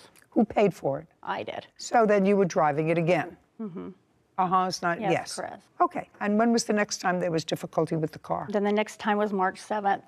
It died again. So on March 7th, the car died again, and what did you do? Then on March 7th, I called him and told him that something's wrong with my car again. Now it's not starting again. Okay, and tell me why you called him. Because as a good friend, like I said, we've been friends for 15 years. As it is, I don't ask anybody for help. I usually try to do everything on my own. But, Okay, so you called him and said the car died again? Yep, but he had made it known that he was knowledgeable about cars, so I figured that maybe he would know what was going on. You know who else is knowledgeable? Mechanics. Caption coming up. You want to tell me what the additional harassment is? He showed up at my motel threatening. What did he want? When I had talked to him before, when he thought that David and I was not together anymore, he said, "Oh, it's not about the money." He goes, "I just want you." Derek rolls his eyes. A courthouse. The Judy Justice logo appears. In the courtroom, Derek and Sherry. Derek Mormon says his former friend Sherry Strauss owes for car repairs. Sherry is countersuing, claiming Derek damaged her car, trying to fix it. Okay, so on the 7th, you called him again and said, "I'm having trouble." What did he do? Then on the 7th, I had to go to work, so I had another friend take me to work. He came and picked me up from work, and we took my car back over to O'Reilly's, took the battery out, had them test it. The battery had been drained. Figured it was the alternator, got the alternator. He put the alternator in. Who paid for all of these repairs? That's what it's about. I That's what paid this case for is. them. So what is he suing for? Because later on, my brakes and rotors went out and I got a flat tire. So at that time, yes, I did call him and let him know. On what date was that? That was on April 16th of 2022. Okay. Well, right now it's gone on the fritz on the 2nd, the 7th, and April 16th. So that's a lot of aggravation. So on April 16th fiasco with the car and the repairs, how much was that? $234. Who paid for that? He said that he would pay for it. He originally told me that his mechanic would allow me to make payments. And when we went to go pick it up on April 22nd, found out that that was not the case. Okay, so he wasn't going to allow you to make payments, No. which mechanics usually don't. So how much was the bill? So the bill was $567.91. And he paid for that because they wouldn't let you make payments? He paid for that because he knew I was No, enough not to he buy. knew. You were originally going to pay for that and make payments. Yeah, I was Just gonna a make second. payments. You were originally going to pay for it and make payments. You found out that you couldn't make payments, so he said, "Fine, I will make the full payment to the mechanic." Yeah. But it was always your intention to pay for the repairs of the car, only you wanted to pay for it in a slower fashion. Right, I was going to make the payments to the mechanic, yes. Right, okay. Yeah. What I want to know is, did you pay him back any of the $567? I gave him $300 to help him with rent, but Just a second. Tell me when you gave him $300 for rent. I gave him the $300 on April 29th. That was after you picked up the car. Uh-huh is not an answer. Yes, ma'am. Did she give you $300 for rent? No, Your Honor, I don't need anybody to help me pay my rent. Do you have any proof that you gave him $300 for rent, a withdrawal from a bank, or anything? No, I don't, Your Honor. Okay, so far you owe $567. Is that what you paid for her in April? No, Your Honor, I paid $674.76. May I see it, please? Yes, ma'am. Derek hands a document to Kevin, who brings it to Judy. She reviews it. Yeah, April 18th. $674. Would you show this to Ms. Strauss? Okay. Mr. Mormon? Yes, Your Honor. There subsequently came a time, which I think probably was a more social issue than anything else, when the defendant advised. I have a different one that shows May I the receipt right there. May I that see shows it? The $567.91. Sherry hands a document to Kevin, who brings it to Judy. She reviews it. Well, I actually am not understanding this. He paid for this with his Visa card. Is that right? That's correct. Could you explain this to me? This is your Visa card. This is the same invoice. One of them is for $567.91, and the one that you gave me, the same invoice number, is $674.76. Sarah, would you do me a favor, please? Sure. Would you add up? From both or just the top one? Well, let's start with just the top one, for which there is a Visa receipt. Judy hands the invoices to Sarah.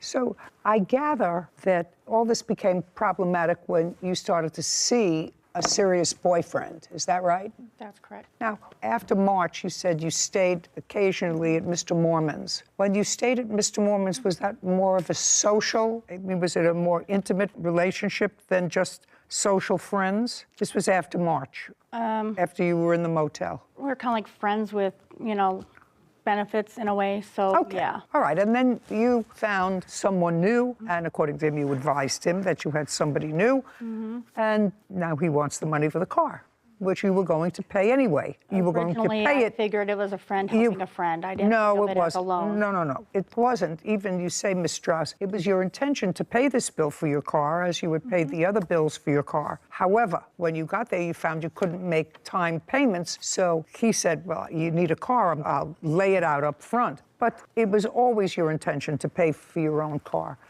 Do we have a... That is the correct number. And then at the bottom, that totals. And then the additional to bring you to 567 is the tax. Okay.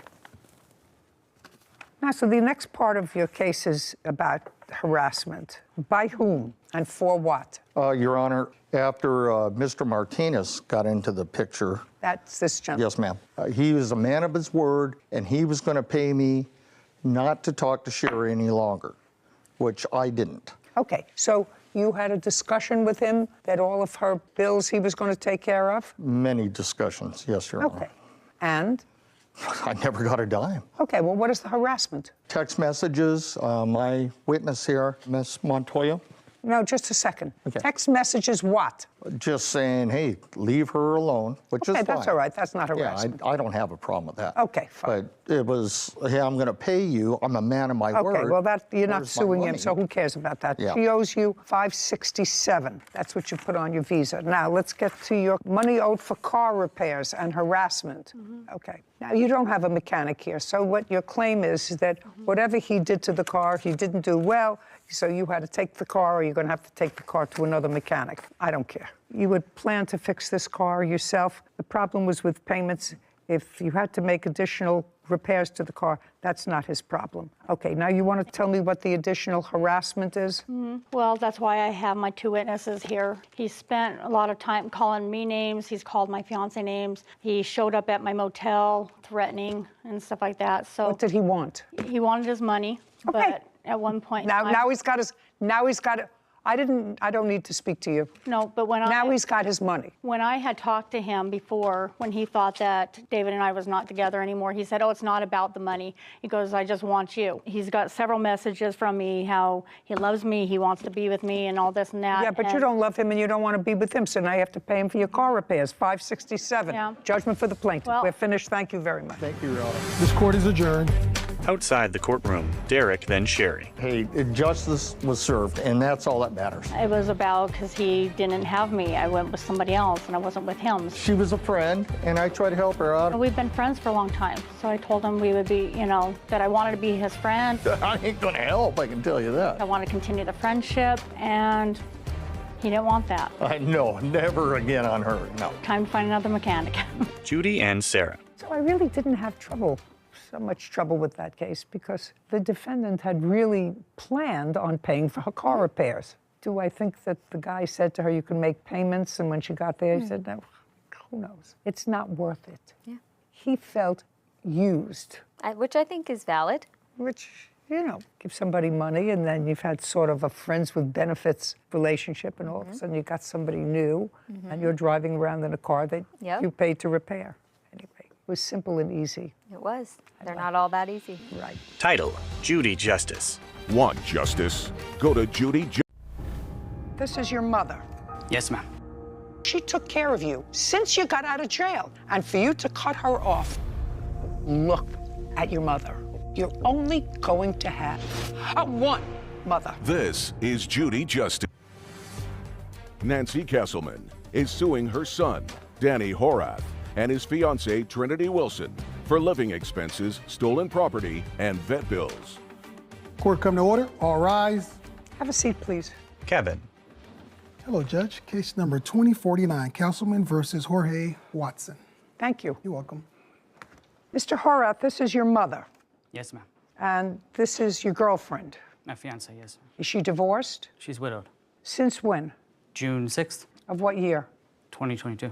Well, let me understand this. Prior to you being a widow, you were involved with Mr. Horath. Were you divorced? I was going through a divorce. Okay. And then he passed away. Yes. Mr. Horath, in 2013, you were incarcerated. How long? 5 years. And you have 2 little girls. Yes, ma'am. When you were incarcerated, were the children living with you prior to being incarcerated? Yes. They were living with you? Yes. When you went to prison, was there any reason the children didn't go with their mother? She left him with my mother. So your mother obtained custody of your children 9 years ago? Yes. And raised them? Yes. You got out of prison when? September 2017. And when you got out of prison, your mother invited you to come and live in the house? Yes. In her house? Yes, ma'am. Who else lives in her house? My grandmother.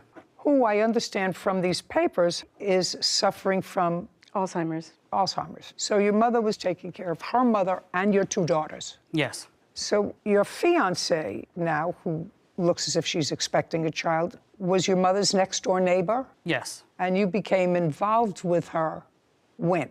End of October 2020, or 19, I'm sorry. And when you became involved with her, you have 2 children. Yes.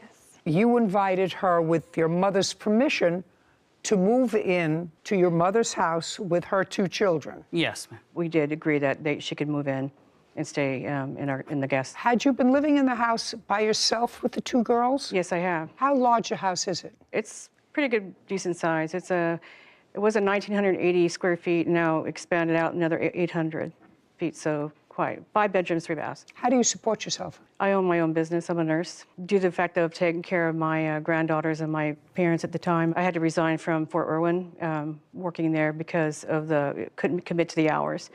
So because of that, I went ahead and got my own business of doing home infusions, and that started right before the pandemic. And so I work a lot. Anybody help you take care before they moved in? Anybody help you take care of the girls and your mother? No, it was me. Now, what kind of work do you do? I'm a truck driver. And you? Nursing student and mother? So you don't work? No. How do you support yourself? I was going to school and... Well, supporting yourself doesn't go to school unless you were getting money for going to school. Were you getting money for going to school? Yes. From whom? From financial aid. How much? Maybe like $800, $900 a month. And this was before I was living with Danny and Nancy. And after you moved in with Danny and Nancy? I was helping her take care of her mother, and her VA was paying me to take care of her. She was getting the Veterans Aid and attendance. I gave her that extra money to help out with my mom and those expenses. And then currently, I'm taking care of our young son we have together. So you have a child together and expecting another one? Yes. So then you'll have 4 children, you, correct? And you will have 4 children. I will have 4 children, yes. Sounds as if your mother did some very nice things for you. Yes, ma'am. Sounds as if Miss Castleman did some very nice things for you. Yes. Why do you think she's suing you? Out of anger. Mr. Horath, why would she be angry at either one of you? Because we decided that we were going to go ahead off and do our own thing, and she was no longer included in being part of that. Like what? Well, being part of a family or a unit. Once my grandmother's health declined and she went into a facility, there was no more communication about anything that was going on around the house anymore. I don't know what you mean by that. Your fiance's arrangement was that she was being paid by the VA to take care of your grandmother. Yes. And then your grandmother, according to you, had to go into a facility. Yes. Which means your fiance isn't getting any more payment from the VA. Correct. Now, you're working, you drive a truck. Yes. Were you contributing towards the running of the household? Oh, of course, yes. How much? Whatever needed to be paid. No. Tell me what you paid. I paid the Edison, half the Edison. Well, that's not a set amount. I Do you paid understand? $300 a month. Well, that's an amount. So you paid $300 a month towards the Con Edison. Yes, ma'am. What else did you pay? We paid for the trash. How much was the trash? $50 a month. What else? I paid for the food. For who? For our family. Well, for all of you or just for you, your fiance, and the 4 children? And my grandmother, yes, and my grandmother, and Nancy, too. Not for me. Shh. Speak. She would come over and have dinner with us quite often. And I would make her meals and send them to her. What you're saying is, because I read when you said she would come over for dinner, there came a time when there were an awful lot of people living in the house, and your mother, because it was so crowded, moved into a trailer on the premises, and you moved into the master suite. Yes. Is that correct? Yes, it is. Say thank you, Mom. Thank you. Thank you. Thank you, Nancy. Now, did you pay for anything else that you're not telling me? Yes, we paid for the internet. Their internet. Yes. Shh. For your own internet? Yes. I'm talking about expenses for the house. I assume the mortgage was paid off. Is that what you wrote here? Danny did pay for the property taxes. Okay, well then, that was my next question, property taxes. Did you pay for any of that? Yes. How much did you pay? It was $12.64 a year. Anything else? Remodeling expenses that we did to the home. I know it was expanded, and it was expanded after you were there. Yes. Yes. And do you know how much the remodeling expenses were? The additions were done before I came home, but everything else was added to when we were living there. Like what? The pellet stove had went out, so we bought a new one. Oh, that's I'm not interested. Okay. I'm not interested in that. I'm talking about regular. So let me get to my trusty computer. We have $300 a month for Con Ed. So I don't even have to do that. I could do 1, 2, 6, 4. Everybody knows me now. I'm a little challenged with regard to these things. Divided by 12 equals $105 a month. And $300 a month for Con Ed and $50 for trash is $5. So you paid in total the expenses that you told me, $455 a month for living in a 5-bedroom house. I'm just setting the stage for this. You paid $455 a month for living in a 5-bedroom house, and your mother moved out to live in a trailer so that you could be in the master suite with your fiance, a new baby, and one on the way. Those are the objective facts that I have. Okay. Now, so I asked you, because your mother is suing for a lot of stuff, and I don't understand why somebody would take this approach when she was nothing but good to both of you. You screwed up your life. She got stuck raising your 2 children, working full-time, and taking care of a sick mother. You, I know what you go to school, and you're a full-time mother, but that's very nice, but she's not your mother, she's not your grandmother, she's nobody to you. And she took you in and your 2 children. What do you think you did to make her so angry that she would sue you? I'm curious. I honestly don't know. Well, you started to tell me that you moved on because she ultimately gave you notice to leave. We actually gave her notice we were leaving, and that's when all that started. Okay. Did you also tell your mother that you wanted to buy the house? Yes, I did. From her? Yes, I did. Okay. Well, that started the trouble. And your mother's response was? Of course. She said, okay. And what happened? I went and applied for a loan. They told me that I did not meet the criteria for the loan. I said, okay, that's fine. What about a rent-to-own option to buy? And she said, okay. We tried to get a real estate agent to go ahead and write out the contract. At that point in time, she wanted to move one of her nurses onto the property, into the trailer that she was living in. I did not feel comfortable with a stranger living on our property. I don't know them. I don't want them around my children. I don't know who they are. And if I'm going to be buying a home, I wouldn't want to. You're not buying anything. You were renting. With the option to buy. I want to buy the home, and then when I go back to apply for the loan in a year, I was going to buy the home. Maybe, maybe not. Mr. Horath, so far, you see, you have somebody who has done all things to make your life, which you screwed up a little bit, more comfortable. Takes you in, takes your girls in, takes your girlfriend in, takes your girlfriend's kids in, allows you to have more latitude and more freedom by moving herself out of her own home, which is totally paid off, into a trailer so that you could be more comfortable. And she said, you want to buy the house? Fine. You couldn't get a loan. Well, could I rent to buy? She says, okay. But she's still a working person, as opposed to your fiancé. Caption, coming up. You ratified the gift by buying her something that could only be utilized with that machine. So I'm not interested in the machine. Could we move forward, please? I have 7 years of postgraduate education. I'm getting very tired of this case.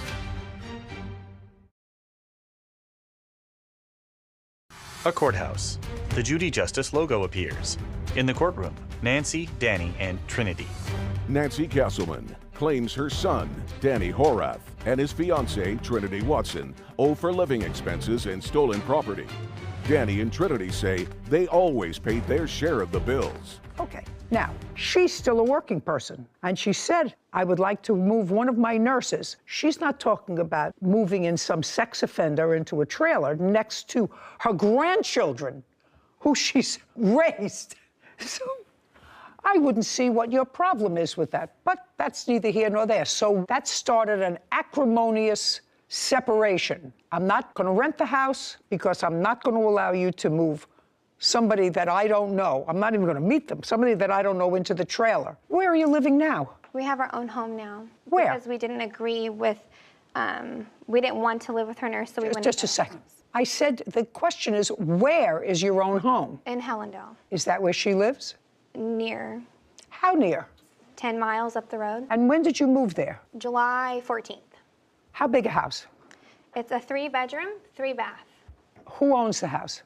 We're renting. And how much are you paying in rent? $2,500. So you got a smaller house at 5 times what you were paying her. Is that what I'm hearing? You paid $455 monthly to your mother. We also paid her van payment, but we What? also used the van. Her van payment, it was $900 a month. Did you use the van? Yes. Oh, good. Then you, well, good. We used it to also take her mother to. Did you use the van? Yes. For you and your children and his children? Yes. Yes. Okay, good. So I want to know if she's right down the road and she was good to you for a decade, why is she not included with your family anymore? She chose not to be. Really? Yeah, she wants to work all the time.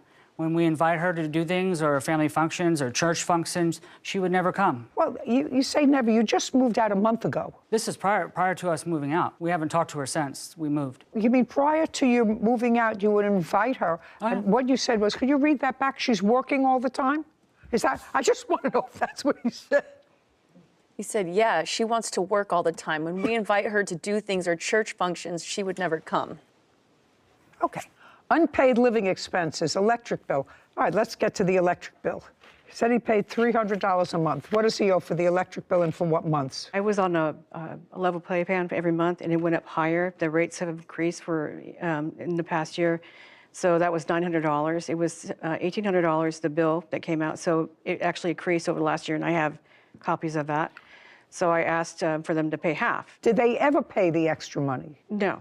Okay. And they continued to live there? That just came up in May, yes. Okay, well, then I'm not interested in that. Go ahead. And what else? What other living expenses? Well, the other electric bill, they were still there. They didn't pay for that one. Which one? The one from June to July. Were you there in June, July? Yes, ma'am. And I have evidence that I did pay. Okay, I'd like to see it. Paid 3, not the whole amount. No, I did pay. Just let me see that you paid it.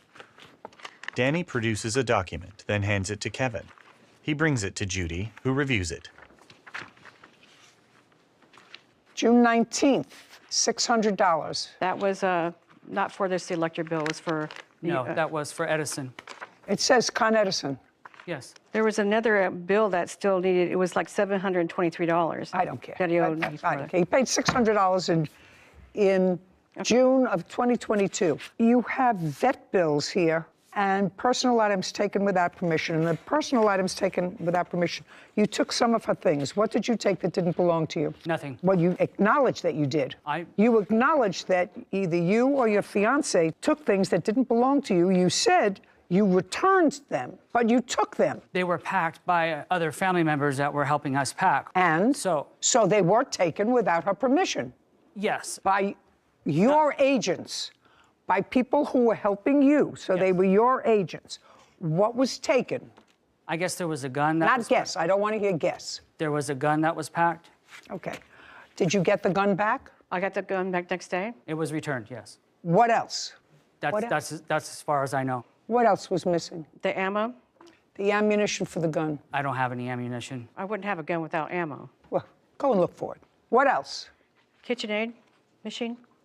What is that? A KitchenAid for mixing and making. I bought that for my mom. They took that. That was given to us by my grandmother because she can no longer bake, or actually given to her because she bakes. And she even, for Mother's Day, Nancy brought, her and Granny, her mother, Nancy brought me the attachment. It makes pasta for the KitchenAid for Mother's Day. So she was aware that her mother gave me, when she moved to the facility, that she gave me the Oh, she moved to a facility, she can't make a gift. If she's moving to a facility because she has Alzheimer's, she can't make a gift. I have power of attorney over her. Shh. Now, if what you're telling me is that you did take it and that the plaintiff sort of ratified that by buying you an attachment for it for Mother's Day, that I'll ask her about. Now, Ms. Castleman, listen to me very carefully. Did you buy Miss Watson around Mother's Day a pasta attachment for the KitchenAid? Yes, ma'am, I did. For my mom. With my mom. I don't. Because they were supposed to be cooking together. No. No. You bought an attachment for it, and if you buy an attachment, that was a gift, correct? Yes, ma'am. And you made the gift, you handed the gift to whom? To Trinity. Right. So even if your mother didn't have the mental capacity, you could have argued, to make a gift, and it was yours, you ratified the gift by buying her something that could only be utilized with that machine. So I'm not interested in the machine. Could we move forward, please? I have 7 years of postgraduate education. I'm getting very tired of this case. Okay. Anything else? Vet bill. Now we'll get to the vet bill. Okay. You had to go to the emergency room when and for what, Ms. Castleman? I was having issues with my stomach. I was diagnosed with diverticulitis and had to go to the I can imagine. When?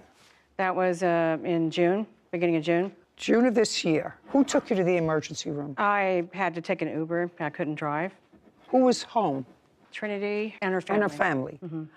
And when you went to the emergency room, where was the van? The van was at the home. Why didn't she take you to the emergency room? She said she couldn't do that. She said that she was too busy and stressed out. Is that right?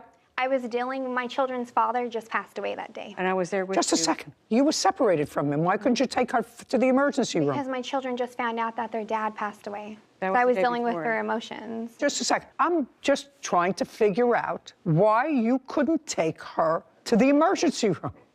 You've been living with your mother for a while now, since you got out of jail. How many times has your mother been to the emergency room? Quite a few. How many? More than 10 that I know of. And did you take her to the emergency room since you've been home? I from have jail? before, yes. How many times did you take her? 2 to 3 times, at least. When was the last time you took her? Maybe a year ago. And what was wrong then? Her sciatic nerve. Did you wait with her? Yes, ma'am. Good, because that's the right thing to do. Yes. Yeah. Excuse me a second. Judy produces a fly swatter, then swats a fly with it. Don't write to me if you're a fly lover. I don't care. Caption coming up. You did absolutely nothing wrong. If I looked up the word ungrateful in the dictionary, their pictures would be there.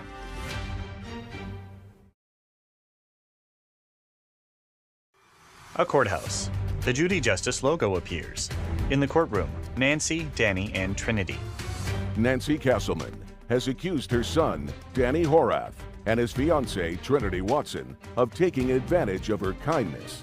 Danny and Trinity claim Nancy became upset when they stopped doing her favors. Well, Miss Watson, I know that you have an excuse. If it were me and I had been living off somebody else for years, I would have put my kids in the van and say, we have to take Grandma to the emergency room. That would just be me.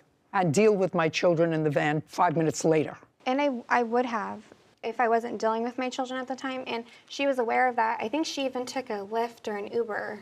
She let me know it was okay. I'm just telling you. I'm trying to get some sympathy going for the two of you. I'm not getting any sympathy going for the two of you. Did she ask you to watch her dog? No, she, like normal, I have a dog too on the property, and it was a mutual agreement that anytime one of us were gone, we would always make sure the dog went out to use the restroom. But the day her dog had an injury, I wasn't home. Where were you? Gymnastics competition. But this happened at night.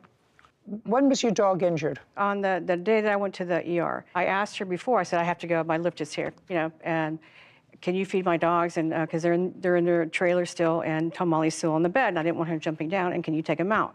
I don't know when I'll be back. The Uber was there, or the Lyft was there, and I left. And when I came back home, it was about 5:30 in the morning. I noticed the dogs were in there, and that Asher was cut up. He had big old laceration. Did you know what happened? Could you figure out what happened? No, I think I know now they probably it was probably under their trailer while he was out, because she did say that she took him out, but she forgot to feed them, and she was home. That night I was home, yeah. Mm-hmm. Did you see her dog injured? No. Did you feed her dog that day? No, I did forget to feed the dogs. I took her small dog, Tamale, off the bed, and I had them go out, and then I put them right back in, and I went back on to the house. And you forgot to feed them? Yes, I did. Okay. But when you went in there, the dog was not injured? No, he was not. Okay. The last part of this, and then I'm actually finished. Money owed for unpaid living expenses. Anything other than what we have discussed? They're supposed to pay rent. Starting when? It was supposed to initially have been in November for January of 2022, because since my mom had to go, you know, away because she couldn't take care of her anymore, you know, I had to do what I have to do. You mean after she stopped watching your mother? Mm-hmm. That's when I mostly enforced it. But there are text messages that they agreed to pay. I'd like to see them. Okay. I understand, Mr. Horath and Miss Watson, that the agreement was that you would live there paying certain expenses but not rent, as long as you, Miss Watson, and or Mr. Horath, when you were home, would take care of her mother so that she could work. Yes. Yes.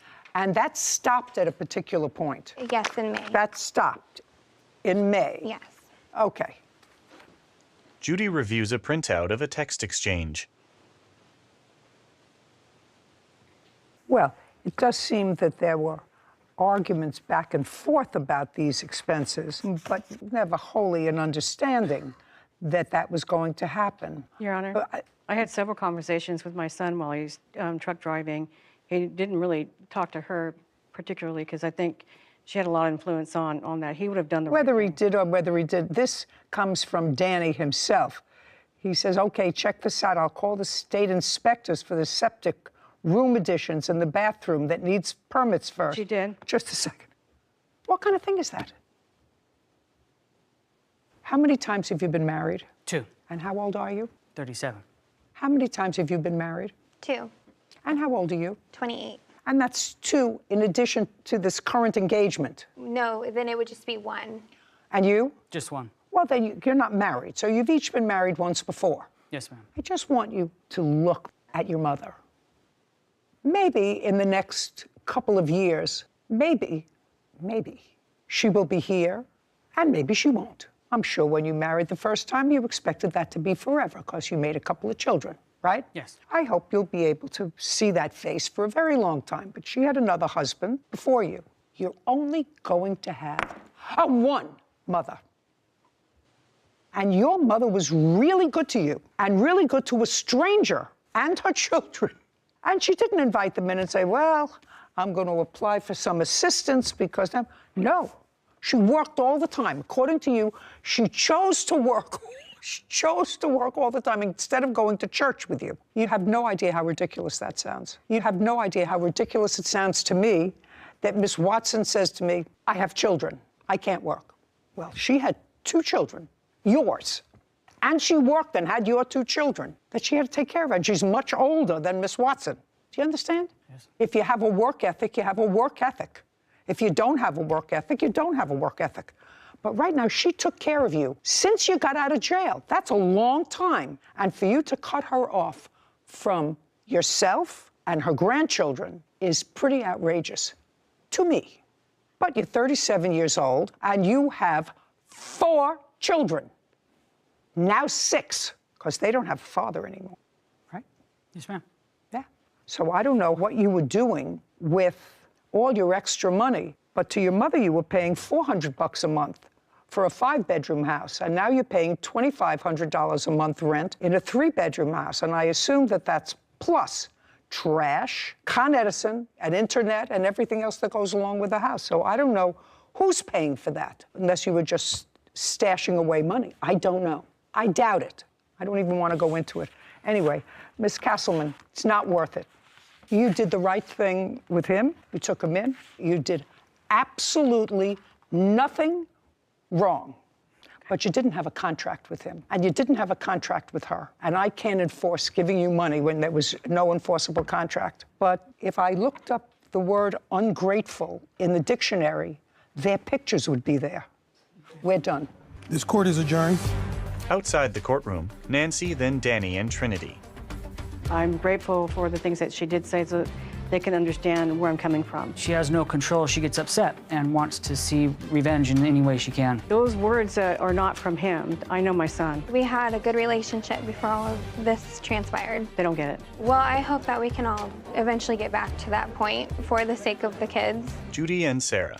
You know, I don't think that there's a legal lesson there to learn, Sarah. I know, it's just so unfortunate because I feel for the plaintiff. As a grandmother, as a mother, you try and do the right thing, and just to feel so taken advantage of. And I didn't hear a good reason. I was waiting the whole time to hear a good reason for why she was this terrible person that they had to move away from, but it never came.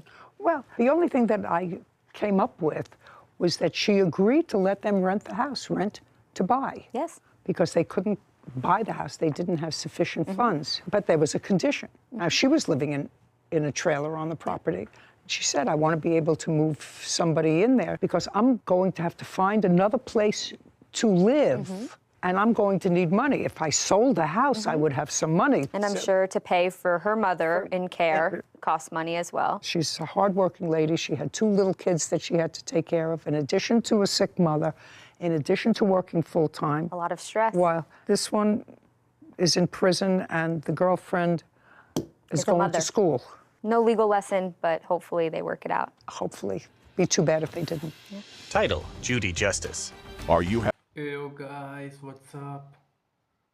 So here I am with another wrestling news. 4 WWE superstars who can join AJ Styles against the Judgment Day in WWE. AJ Styles made his long-awaited return to Raw. The phenomenal one soaked in the love from the lifeguard and detailed his struggle during his time off with the injury. Unfortunately, AJ Styles' return was spoiled by the Judgment Day's Dominic Mysterio and Carlito. The former WWE champion got the better of the exchange as Mysterio went into retreat and Carlito ate a phenomenal forearm. If AJ Styles begins a feud with the Judgment Day, he would need some help to even the odds against the faction. Number 1 option is Rey Mysterio. Any angle that features Dominic Mysterio could potentially involve his Hall of Fame father, Rey Mysterio. The masked luchador and Dominic have battled several times since the latter betrayed the Fogmug at Clash at the Castle 2022. Dominic continuously takes shots as his dad, and much of his in-ring arsenal has been adopted, with much disrespect from the Hall of Famer. Hence, anytime the former NXT North American champion causes problem, Rey Mysterio could come around to knock some sense into him. The Master of 619 would be a valuable ally to AJ Styles. Rey knows Dominic better than most of the WWE roster. As a skilled veteran, could help even the odds against the Judgment Day. Another option is Omos. Omos has completely disappeared from WWE TV. Fans expected the Nigerian Giant to return in the Men's Royal Rumble match, but he missed the event. Fortunately, a rivalry awaits the former tag team champion. The Nigerian Giant rose to prominence as AJ Styles Colossus. The pair had a successful run, winning the tag team titles and having a decent run. However, WWE wanted to promote Omos as a monster heel, which led to the eventual split. Styles needs help, and 7-footer would be pretty useful in this scenario. AJ Styles and Omos reunion has not been in popular demand, but fans want to see the Nigerian Giant return and feud against the Judgment Day with Styles is a good option. Option number 3 is Aleister Black. Malachi Black, also known as AEW fans, has parted ways with the Tony Khan's promotion. The most obvious direction for Black is to return to WWE for the first time since his release in June 2021. The belief is that Triple H would book the former NXT champion better this time around. Hunter could start with a bang. The ominous man from Amsterdam could feud with one of the most sinister faction on the WWE roster, named as the Judgment Day. Aleister Black has fought AJ Styles in the past, but they could temporarily mend fences to defeat the Judgment Day. AJ Styles and Aleister Black, two accomplished veterans, would make an intriguing match. And option number 4 is Bad Bunny. WrestleMania is no stranger to celebrities, and Bad Bunny is no stranger to WWE. The popular artist has competed at the Show of the Shows, where he teamed with Damian Priest to defeat The Miz and John Morrison in 2021. Most recently, Bunny defeated Priest, who was then a member of Judgment Day, at Backlash Puerto Rico in a street fight. Both of these outings were well received, and fans were well aware of his wrestling powers. Given his issues with the Judgment Day, WWE tendency to bring celebrities for Mania, Bad Bunny could return to team with AJ Styles against Dominic Mysterio and Carlito in a tag team match at the Show of the Shows.